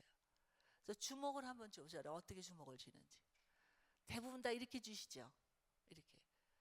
그러면 이제 저는 이렇게 얘기합니다. 요게 네 손가락은 감정이에요. 근데 엄지손가락은 인텐스 감정, 아주 짙은 감정이에요. 근데 이제 윗뇌 아니에요, 여기 위가. 윗뇌가 이렇게 윗뇌를 딱 이렇게 해서 짙은 감정이 윗뇌 모든 펑션을 눌러버리는 거예요. 그러니까 이 짙은 감정이 생기면 내가 논리적인 생각을 못 한다는 얘기죠. 그래서 주먹을 어떻게 줘야 되냐면 이렇게 줘야 돼요. 그리고 훈련이 필요해요. 이렇게 주려면. 이렇게 주면 어떻게 칠 것 같은 공격성이 나오거든요. 이렇게 우리 몸의 상태가 우리의 마음가지도 주관한다는 거죠. 우리 마음이 몸을 주관한다고 생각하는 거 아니에요. 몸이 먼저예요. 그래서 여러분이 우울증 환자를 고칠 때 우선 딱 똑바로 서는 것부터 훈련하죠. 아침에 눈 뜨면 딱 침대에서 일어나는 그 몸을 훈련하는 거예요. 그러면 마음이 달라져요. 여러분 심호흡 다시 한번. 그리고 나서 뒤로 뒤 손을 뒤로 딱 하고 어깨를 쫙 펴보세요. 가슴을 딱 내밀고. 그리고 눈을 부드럽게 떠서 정면으로 눈 시선 가는 대로 이렇게. 느낌이 좀 달라요. 자, 이번에는 이렇게 고개를 이렇게 어깨를 툭 구부리고 고개를 푹 숙이고 입을 그냥 밑으로 내리고 그런 표정을 한번 지어보세요. 어깨를 쭉 이렇게 구부리면 그 느낌이 어떠세요? 네, 갑자기 자신감도 없어지고 그렇게 되는 거예요.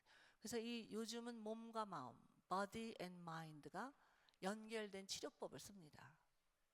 그 모든 정서 심리 치료에 그게 훨씬 더 많이 이어집니다.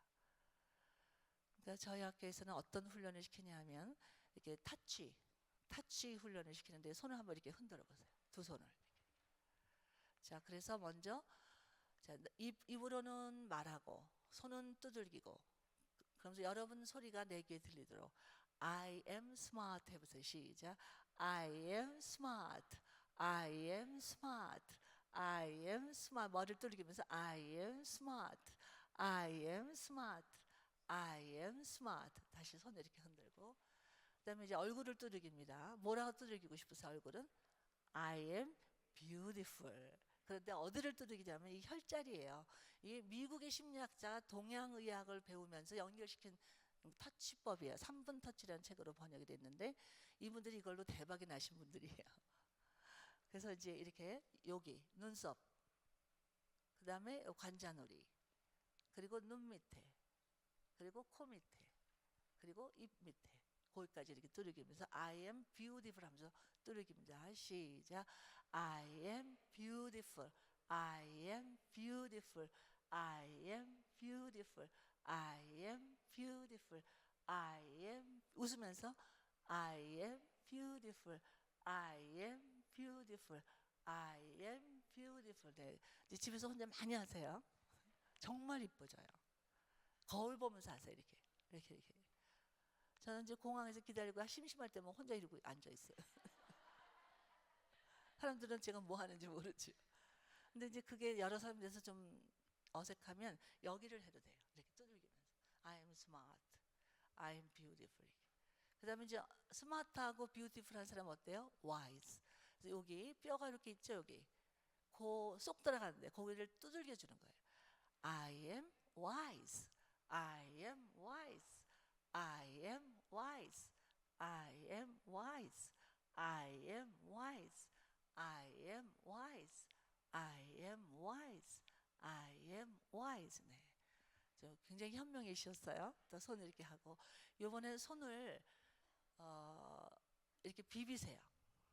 비빌 때 이렇게 숨을 들여 마시면서 비비세요. 그리고 더 이상 마실 게 없다면 뜨거워질 거예요, 손바닥이. 그죠? 에너지를 모으는 거거든요, 내 손에. 그래서 뜨거워지면 이 신장, 키드니. 신장은 어디냐면 이제 우리 허리가 끊어지는 우리 엉치가 시작되는 그 부분이 신장에 있어요. 신장을 비벼주는 거예요. I am healthy. I am healthy. I am healthy. I am healthy. I am healthy. I am healthy. I am healthy. 왜 이 신장이 우리의 건강과 직결되느냐. 우리의 머리는 차야 되고 배는 따뜻해야 돼요. 한번 여러분 한 손은 이마를 만져보시고 한 손은 아랫배를 만져보세요. 배꼽 아래. 어디가 더 따뜻해요? 이마가 따뜻하신 분은 지금 건강하지 않은 상태입니다. 여러분 과식하고 나서 이 배를 한번 만져보세요. 차가워요. 근데 이제 이 열받았다 그러잖아요. 열을 어디서 받는 거예요? 뇌에서 열 받는 거예요. 그래서 머리는 차야 되고 배는 따뜻해야 돼요. 그게 건강한 상태예요. 이거 우주의 비밀을 가지고 똑같아요. 우리 우주를 만드신 하나님 우리 몸을 만드셨기 때문에 오장육부 뭐예요? 오대양 육대주. 또 우리 몸의 수분이 몇 프로예요? 우주의 수분하고 같은 비율이에요. 그리고 또 하늘 이게 땅이 따뜻해지면 위로 올라가서 비가 돼서 다시 서늘하게 해주고 이렇게 수승화강이라 그래요. 그래서 시원한 기운은 위로 올라가고 따뜻한 기운은 밑으로 내려가서 이렇게 이게 순환이 돼야 돼 우리 몸에. 이게 순환을 하는 거죠. 그거를 돕는 게 신장. 우리가 머리를 식히기는 쉽지 않아요. 아니면 얼음을 놔도 그렇게 쉽게 식어지지 않거든요. 우리 열 나면 얼음 놓고 그러잖아요. 왜 머리를 식히는 거거든요. 머리는 명철해야 되는 부분이니까. 그래서 아이들도 머리는 시원하게 재울 때도 시원하게 해주고 배는 따뜻하게 해줘야 되는 거죠. 우리도 마찬가지. 그래서 이 신장을 비벼서 뜨겁게 해주면 이게 잘 되는 거죠. 그래서 수분은 위로 따뜻한 기운은 아래로 가서 배를 따뜻하게 해주게. 이게 I am healthy입니다. 그리고 이제 다시 손을 이렇게 흔들고 요 배꼽 아래에서 우리 여성들은 자궁이 있는 부분이에요. 근데 이제 이 부분이 에너지 센터라고 합니다. 우리의 모든 에너지가 모이는 기운이 모이는 곳이 이 배꼽과 이 아래 사이에 이 아랫배거든요. 아랫배에 기름이 끼면 왜 안 좋으냐? 이제 그 부분이 에너지가 다 막히거든요. 그래서 이 배에 기름이 끼지 않게 운동을 하라는 얘기거든요. 그래서 거기를 이렇게 두들겨 주는 거죠. I am happy. I am happy. I am happy. I am happy. I am happy. I am happy. 이제 우리가 생각할 때 뭐 세로토닌이라든가 이런 우리가 행복감, 기쁨을 느끼게 해주는 그 신경 호르몬 전달 물질, 호르몬 전달 물질이 뇌에서 다 나온다고 생각하지 아닙니다. 장에서 90%가 나옵니다. 그러니까 배가 편안해야 기분이 좋은 거예요. 너무 배불러도 기분이 언짢고 너무 배고프면 더 기운이 없고 기분이 좋을 수가 없는 거죠. 그러니까 특히 남성들이 굉장히 민감해요. 그래서 여러분 남편들이 배고플 때는 심각한 얘기 꺼내면 안 돼요. 그러니까 일단은 저희는 부부 세미나면 제일 먼저 중요한 게 생각해 식사입니다. 지난번에 여기 부부 동산 갔더니 정말 식사가 좋더라고요. 야 정말 잘하시는 분들이구나. 제가 아주 감동받은 그런 부부 동산을 많이 다녔잖아요 제가. 근데 정말 아주 임프레시브하게 아주 인상 깊게 우리 목사님을 제가 리스펙트하게 됐습니다. 와 성도들이 정말 복이 많다 이런 생각을 했거든요. 교회에서 그렇게 신경을 써서 그렇게 해줄 수 있으면서도 그 모든 원리들을 적용해서 그걸 잘 만들어 놓으셨더라고요. 그다음에 가정에서도 중요한 얘기를 하려면 뭐부터 해야 돼요? 네, 아주 남편이 좋아하는 음식으로 잘 먹게 해줘야 돼요. 너무 배부르게 과식하는 건 안 좋지만. 그러면 아주 지혜로운 그 성경의 여성들이 많아요. 그 중에 대표적인 인물이 누구냐면 누구예요? 에스더예요. 에스더 참 아름다운 여인이죠. 고아 출신인데도 불구하고 한 나라의 왕비까지 된 그런 성공적인 삶을 산 여성이잖아요. 그러면 에스더스토리 잘 아시죠? 위기를 맞이합니다. 그럴 때 에스더가 어떻게 했어요? 왕 앞에 나가죠. 그래서 왕이 이제 은혜를 베풀어서 금오를 내밀었는데 첫 마디가 뭐예요? 에스더가 네 소원이 뭐냐 이렇게 했더니 우리 같으면 마음이 급하죠. 지금 우리 민족이 다 몰살당하게 생겼는데 막 그 얘기를 하고 싶은데 에스더는 뭐라 그래요? 잔치에 와주세요. 얼마나 여유 있는 초대인지 몰라요. 기가 막힌 정책입니다. 그런데 왕이 너무 좋아하죠. 왕이 뭐 먹을 걸 못 먹어서 좋아. 오죽 좋은 걸 다 먹겠어요. 그런데 그런 왕인데도 아내가 왕비가 차려놓은 식탁이 너무 기대가 되는 거죠. 잔치에 와죠. 그것도 그 잔치에서 마음이 막 흡족해서 나라 절반으로 죽게 막 이런데도 또 그래요. 또 잔치에 오라 그러잖아요. 그리고 이제 타겟이 되는 대상을 같이 초대하잖아요. 하만은 너무나 지혜로운 여인이에요. 그냥 그 자리에서 딱 해결되는 거 뭐 장황하게 울고불고 할 필요도 없었어요.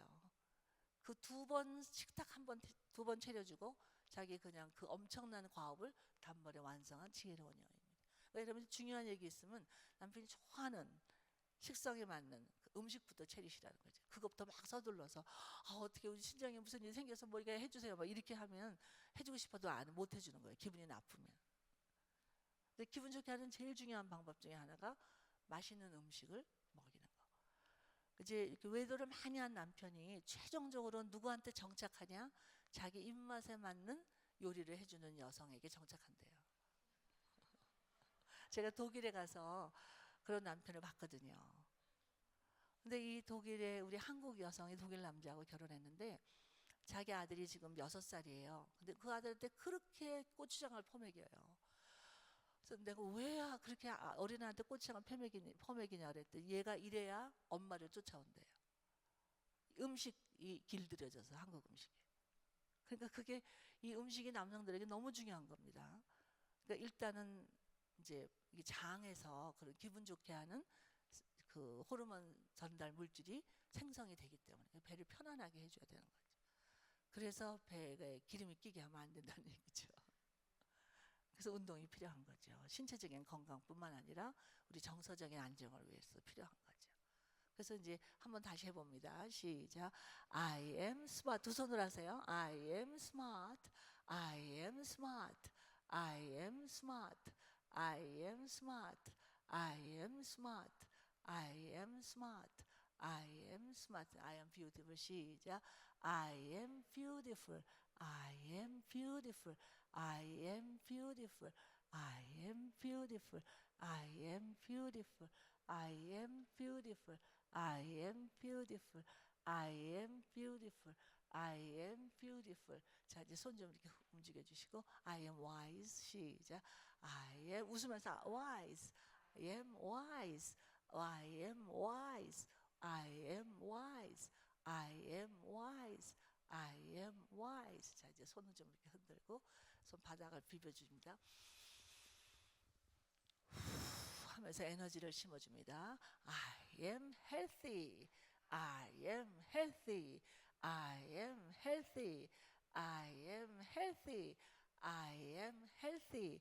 I am healthy. 자, 이제 다시 손 흔들고 I am happy 두들기면서 시작.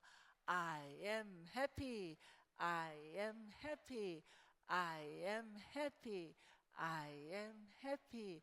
I am happy. 그리고 이제 이렇게 시계 방향으로 부드럽게 나를 사랑한다 그러면서 이렇게 쓰다듬어 주세요. 사랑한다. 이렇게. 네. 그렇게 하면 저절로 입가에 미소가 띄어집니다. 근데 이제 우리 두뇌를 움직이는 가장 좋은 운동은 웃는 겁니다. 웃음 치료라는 게 나올 정도예요. 어떤 암 선고를 받아서 앞으로 3개월밖에 살지 못한다 하는 그런 40대 중년 신사가 이제 그런 진단을 받고 아무것도 안 하고 그냥 내가 3개월 동안 뭘 하고 살고 뭘 하겠냐, 웃기만 하자. 그래서 유머 비디오 빌려다 보고 뭐 그냥 웃을 일만 찾아다녔는데 3개월에 가보니까 암이 사라졌어요. 그만큼 우리 몸에 웃음이 그렇게 치료 효과가 있다는 얘기죠.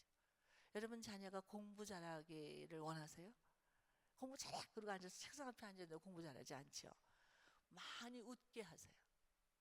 여러분 자녀교육에 이건 훈련이 돼야 돼요. 그래서 아마 박사 선생님 Ignite Your Child Greatness 배우셨죠? 그걸 좀 가르쳐 주세요.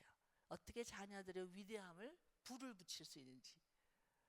그게 우리 자녀들이 너무 놀랐습니다. 저는 제가 이걸 가르치기 전에 우리 손주들한테 다 해봅니다. 근데 너무 효과가 있어요. 아직 예를 들어서 우리 이제 남매니까 오빠가 성가셔서 동생 여동생 귀찮을 때도 이쁠 때도 있지만 귀찮을 때도 있거든요.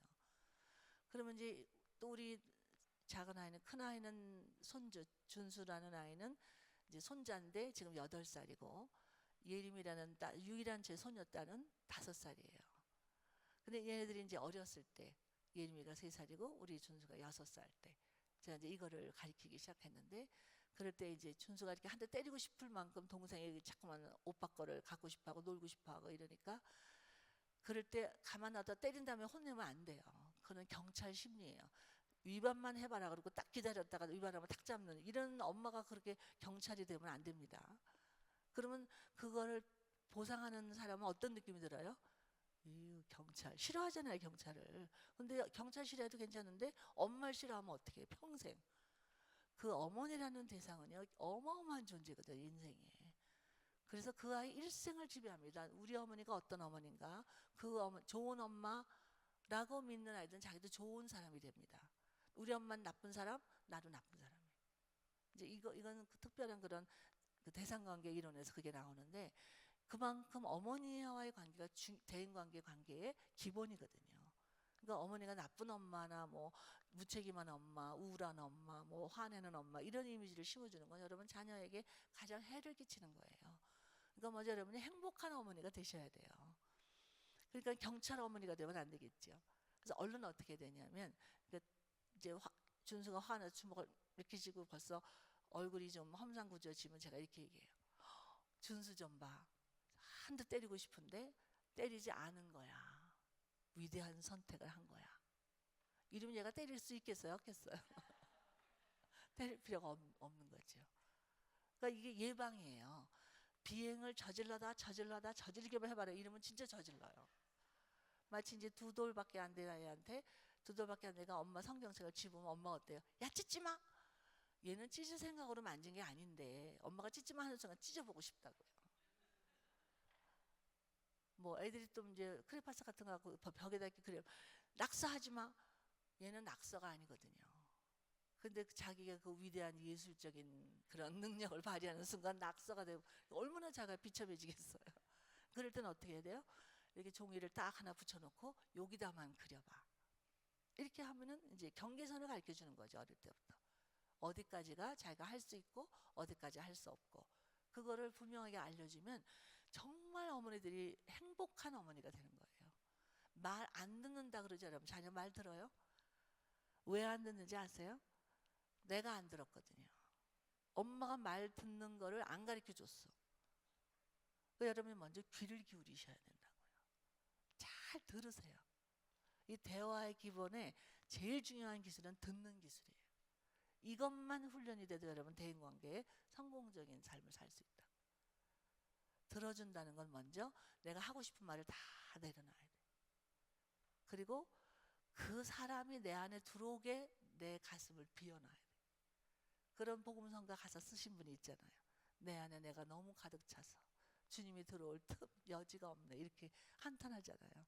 마찬가지로 내가 너무 내 생각과 내 고집과 내 그걸로 다 꽉 차서 누군가 들어올 자리가 없어. 심호흡 크게 하시면서 비워내시는 거예요.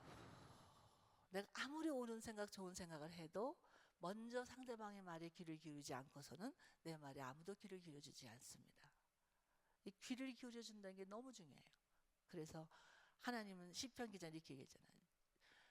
주께서 내게 귀를 기울이셨으므로 내가 주께 간구하나이다. 하나님이 내게 귀를 기울여 주시는데 얼마나 놀라. 하나님은 모든 걸 다 하시는 하나님이에요.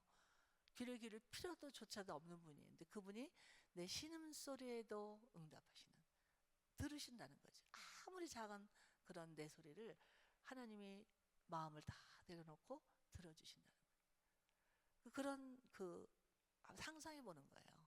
그러려면 여러분 소리에 귀를 기울이시고 자연의 소리에 귀를 좀 기울이세요.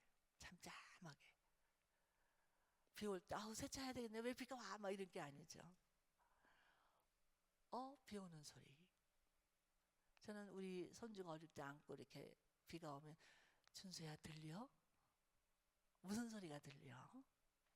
그럼 얘가 비 오는 소리라고 그러지 않고요, 발자국 소리 뭐 이러면서 얘기해요. 시인이 따로 없는 거지. 그러니까 여러분 속에 시인으로서의 그 아름다운 그 성품, 그걸 깨워주는 거예요. 그래도 소녀 시절에 한가닥 했는데 그냥 애 낳고 뭐 이렇게 하다 보니까 그게 다 메말라졌어. 아니에요. 여러분 속에 있어요. 죽을 때까지 남아 있습니다. 제가 나이가 70인데도 있습니다. 저는 지금도 시를 외웁니다. 시편 19편을 영어로도 한국어로 다 외웁니다. 나이가 이렇게 많아도 나는 뭐 나이가 들어서 기억력이 없어 공부 못해, 다 거짓말이에요.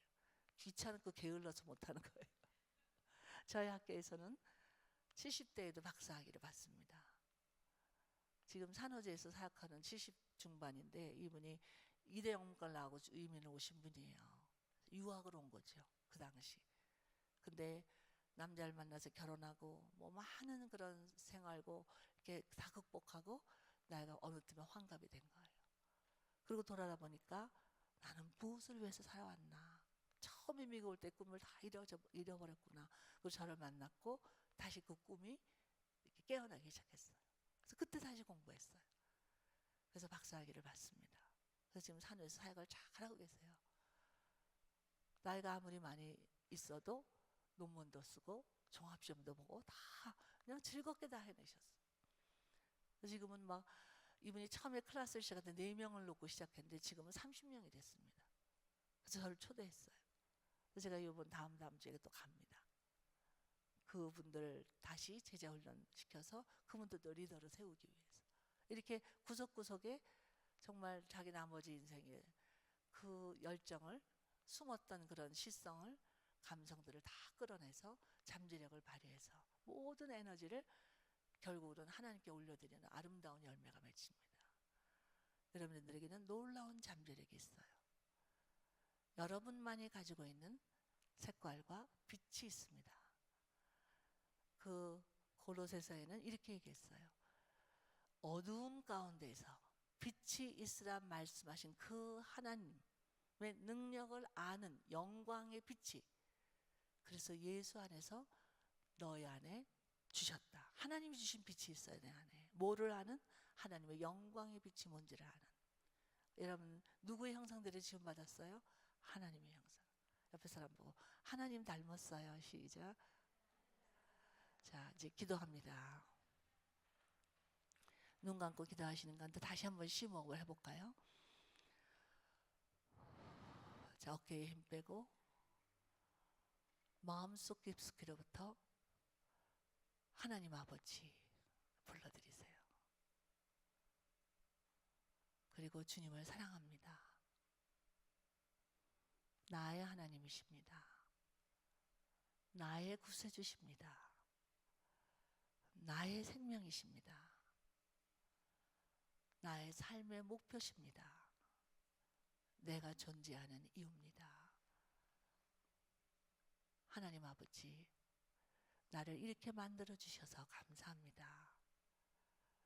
있는 그대로 나를 받아주셔서 감사합니다. 지금까지 내 생명을 연장해 주심을 감사합니다. 지금 제가 인생의 여정 가운데 여기까지 왔습니다. 은혜로 왔습니다. 남은 인생 하나님이 채워주시옵소서. 훈련시키시고 사용하여 주시옵소서. 그래서 내 옆에 사람에게 사랑의 통로만 되어 살 수 있는 넉넉함이 있게 하여 주옵소서. 예수님 이름으로 기도합니다. 아멘. 5분 남았는데요. 질문을 받겠습니다. 혹시 여러분이 질문 있으시면 이제 질문을 하셔도 됩니다.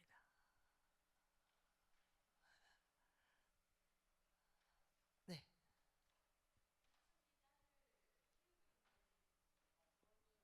어떤 딸이라고 하셨죠? 아, 청소년이군요. 네.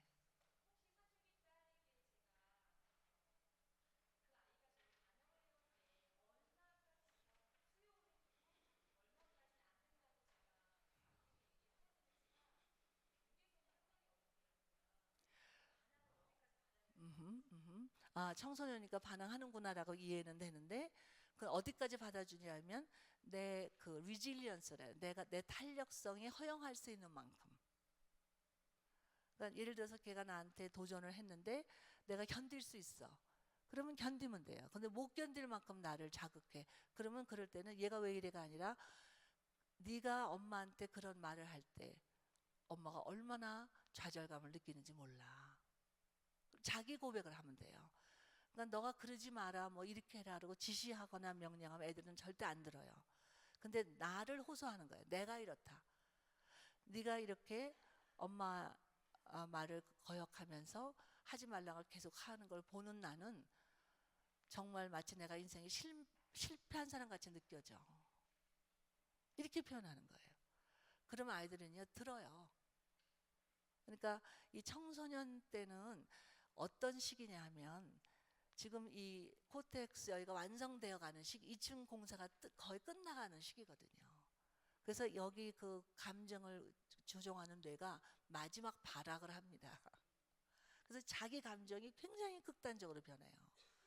막 울고 싶었다, 죽고 싶었다, 살고 싶었다, 사랑하고 싶었다, 미워하고 싶었다, 막 이렇게 격동하는 시기거든요. 그럴 때 부모가 그거를 수용해 주는 거죠.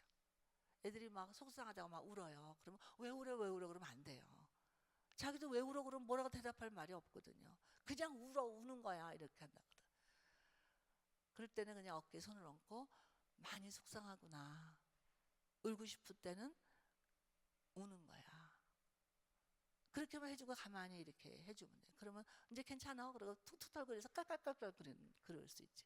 또 이제 엄마들이 어떠냐면 또 막 깔깔거리면 얘가 뭐가 좋아서 이렇게 깔깔거려 이런다고요. 그러니까 애들이 울어도 나무라고 웃어도 나무라고 어쩌라고. 그러니까 애들이 그냥 설 자리가 없죠. 그러니까 엄마가 싫어지죠. 그러니까 엄마가 대화 안 해 막 이러거든요. 그러니까 이제 그럴 때 엄마랑 말 안 해 그러면 아유 엄마가 너랑 정말 얘기하는 게 행복한데 너는 엄마랑 말하기 싫은 만큼 대화가 너를 이해해주지 못한다고 생각되는구나. 그러면 엄마한테 너를 좀 이해시켜주도록 해봐. 엄마가 거기까지 미처 생각이 안 된 거야. 이렇게. 내 상태를 얘기하라는 거죠. 이걸 I 메시지라 그래요. 이게 네, 네, 네. 아니요, 보통 청소년들이 문제가 있어야 살아있는 아이들입니다.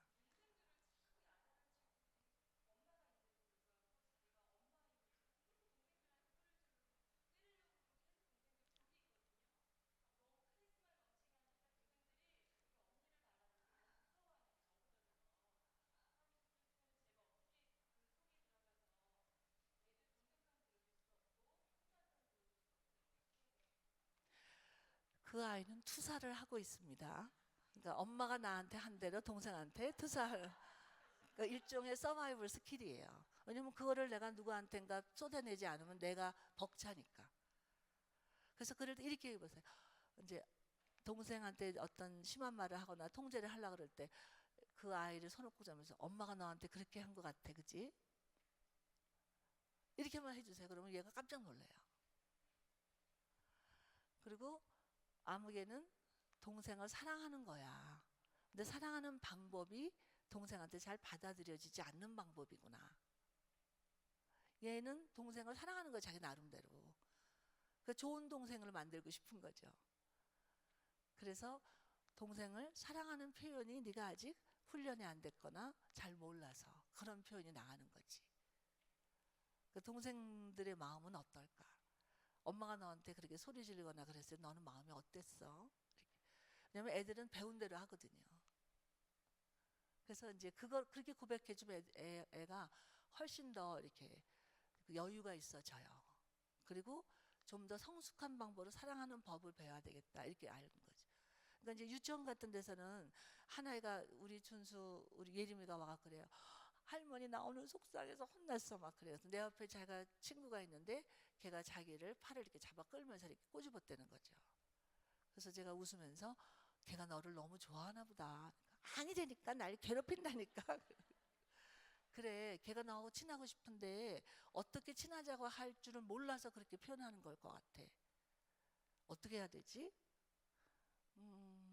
한번 내일 부딪혀 볼게 이런다고 우리 소녀들. 그래서 그 다음에 또 호소 안 해요. 그러면 자기가 대처하는 법을 이렇게 해 그러면 안 되고 자기가 어떻게 대처해야 되는지를 배워야 되거든요. 왜냐하면 언제든지 와서 물어봐서 엄마 나 어떻게 이렇게 할 수 없잖아요. 자기가 대처하는 법을 하나씩 배워가야 되는 대인관계 기술이에요 그게. 근데 그걸 누구한테 배웠냐면 집에서 부모한테 배운 거거든요. 그 누가 뭐 이렇게 때린다 그러면 걔가 미워서 때린 게 아닐 수 있다는 거죠. 너랑 나는 친하고 싶어 이런 표현을 때리는 거는 그거밖에는 못 배운 거죠. 이제 그거를 알려주면 얘네들은. 그리고 청소년들은 굉장히 그 이상이 높아요. 그죠? 그런데 또 그 마음속에 불안이 굉장히 심합니다. 나는 과연 착한 사람이 될 수 있을까? 훌륭한 사람이 될 수 있을까? 우리 부모 날 사랑할까? 우리 가족도 날 좋아하나? 이런 것들이 막 속에서 들끓고 있거든요. 그러니까 그런 불안을 해소하기 위해서 뭔가 부정적인 방법, 또 폭력적인 방법 이런 걸로 자기 표현을 하고 있거든요.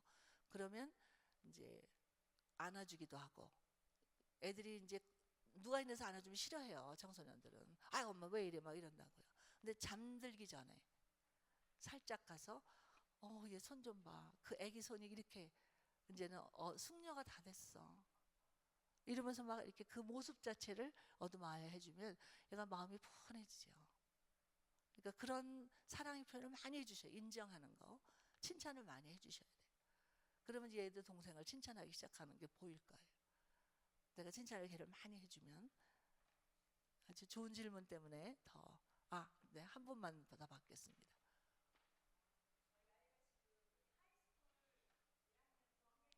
어,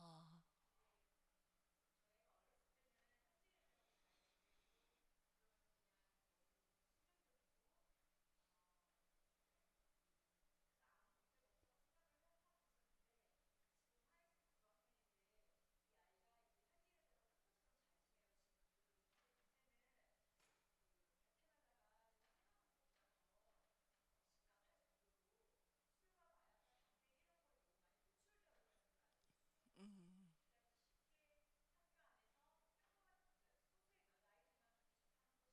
음, 너무 만연돼 있는. 음,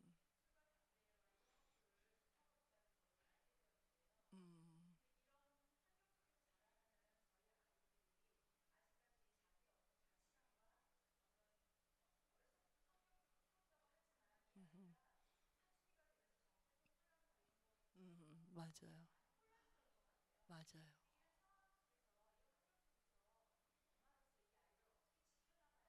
음, 엄마가 지키려고 하면 안 됩니다. 네, 일단은 내가 그 아이를 지킬 수 있다고 생각하는 오만을 내려놓으셔야 돼요.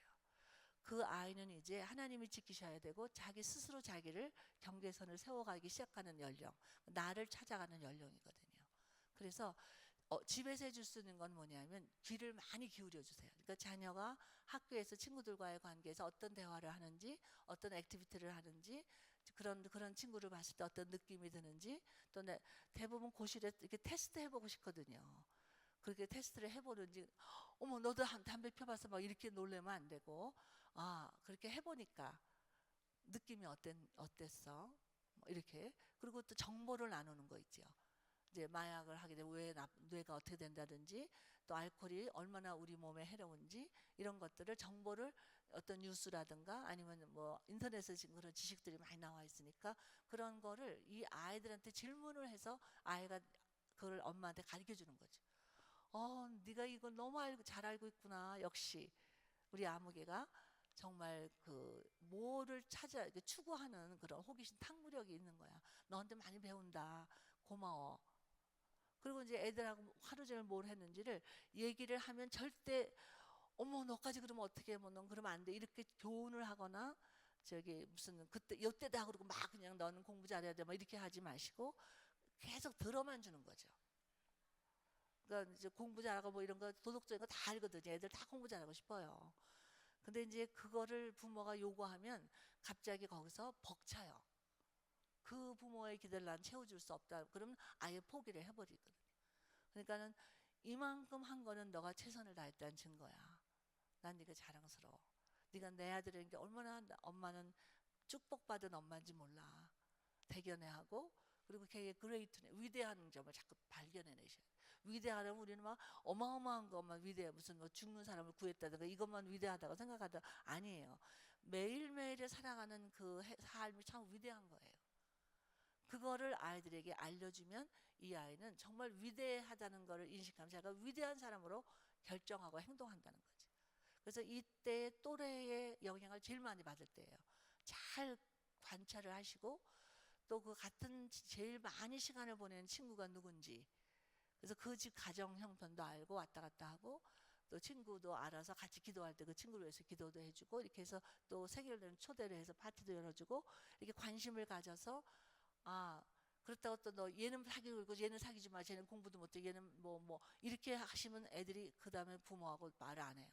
자기 공개 안 해요. 그러니까 네가 내가 보기에 걔가 좀 노는 애 같아. 공부도 안 하고 그러면은 나쁜 친구니까 걔랑 놀지 마 이러면 안 되고. 근데 그 애들이 왜 잘못되냐면 그런 애를 자기가 선도할 수 있다고 처음에 생각하거든요. 근데 원래 악화가 양화를 구축하게 돼 있어요. 그러니까 그거를 이제 너는 선도할 수 있다고 생각하는구나. 자, 그러면 걔를 선도하기 위해서는 네가 어떻게 했으면 좋을까 하고 같이 구상하는 거예요. 그러니까 같은 편이 되는 거야, 엄마하고. 그래서 걔를 도와주기 위해서는 예를 들어서 도시락 어디 갈 때 뭐 음식을 같이 걔 걸 싼다든가 뭐 이렇게 친절한 행동.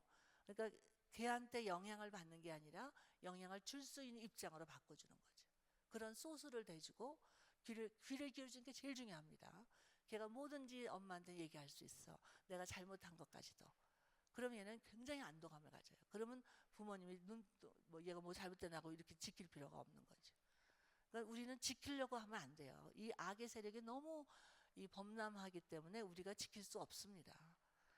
그런데 뭐가 필요해요? 하나님께 의탁하고 하나님께 우리는 그 아이를 계속 부탁해야죠. 하나님의 자녀예요. 그러면 얘가 중간에 조금 비행이 있고 뭐 어떻게 어울리는 일이 있어도 기도하는 부모 밑에 자라는 자녀들은 결단코 망하지 않습니다. 조금 시간이 걸릴 뿐이지. 그래서 그 부모는 사랑을 포기하지 않습니다. 그래서 네가 어떤 행동을 해도 난 널 사랑한다라는 메시지가 끊임없이 걔한테 전달이 돼야 돼요.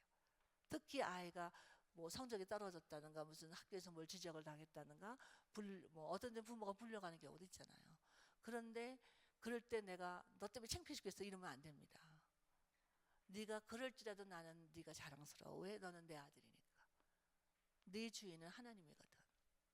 하나님이 너를 나한테 맡겨주셨거든. 이렇게. 왜냐하면 우리 큰아들이 지금 나이가 40이 다 됐는데 저한테 뭐라 하냐면 엄마가 위대해요 그래요. 뭐 해야 되니까 자기가 저는 이제부터 지가 기억하는 거죠. 학교에서 저를 엄마 불러오라서 엄마를 데려갔는데 자기가 이렇게 벌쓰고 있는 모습을 들켰다는 거죠. 근데 제가 뭐냐면 지연아 고개 들어 당당하게 Still I am proud of you. 근데 자기가 눈물이 탁 나더래요. 와, 그걸 평생 못 잊는 거예요 얘는. 그러니까 지금 얘가 세상으로 막 잘난 척하고 돌아다니다가 지금 하나님께로 헌신해서 저희 학교에서 유학을 하고 있다고요. 잘 나가던 직장 다 놓고. 근데 너무 놀라운 모범을 보이고 있다는 거지. 근데 그런 말을 때 제가 다행이다 막 이런 마음이 들죠. 그래서 제가 그때 속상할 때는 없었니 뭐 이러면서 막 얘기를 하죠. 그런 이제는 아주 너무나 좋은 그런 그 동역자가 됐습니다. 저한테 정말 진솔하게 저의 약점이라든가 부족한 거 다 얘기하고 그 자존심 안 상하고 같이 그런 거를 함께 성장해가는 그런 기쁨을 맛보고 있습니다. 근데 그게 오래 걸렸습니다.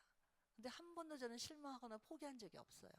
아무리 무슨 객관적으로 비행이라 할지라도 막 자율학습 시간에 12시까지 자율학습을 하잖아요. 한국은. 얘는 한 번도 자율학습을 해본 적이 없대요. 저는 맨날 12시까지 공부하고 돌아오는 줄 알았는데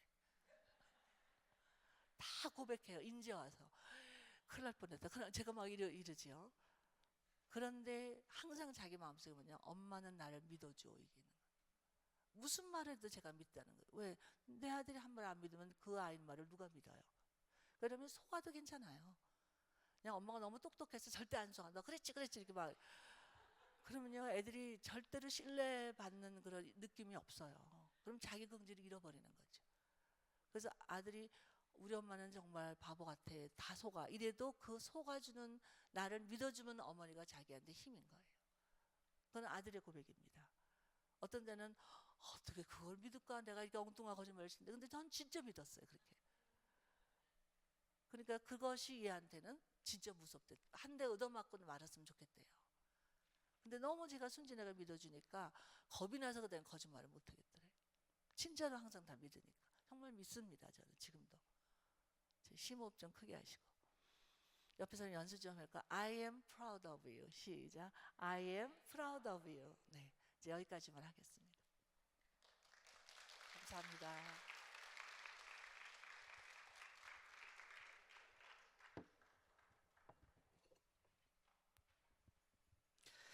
예, 감사합니다.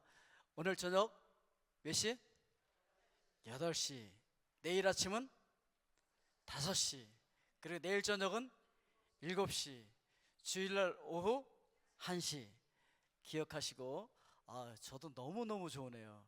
그리고 그때 그 감정 그대로 오늘 또 이렇게 들을 수 있어서 목소리만 듣고 있으면 그때나 지금이나 똑같아요. 예, 너무 감사합니다. 다시 한번 박수 부탁드리겠습니다. 자, 이따 저녁에 우리 같이 뵙도록 하겠습니다. 감사합니다. 예, 여러분 안녕히 돌아가시기 바랍니다.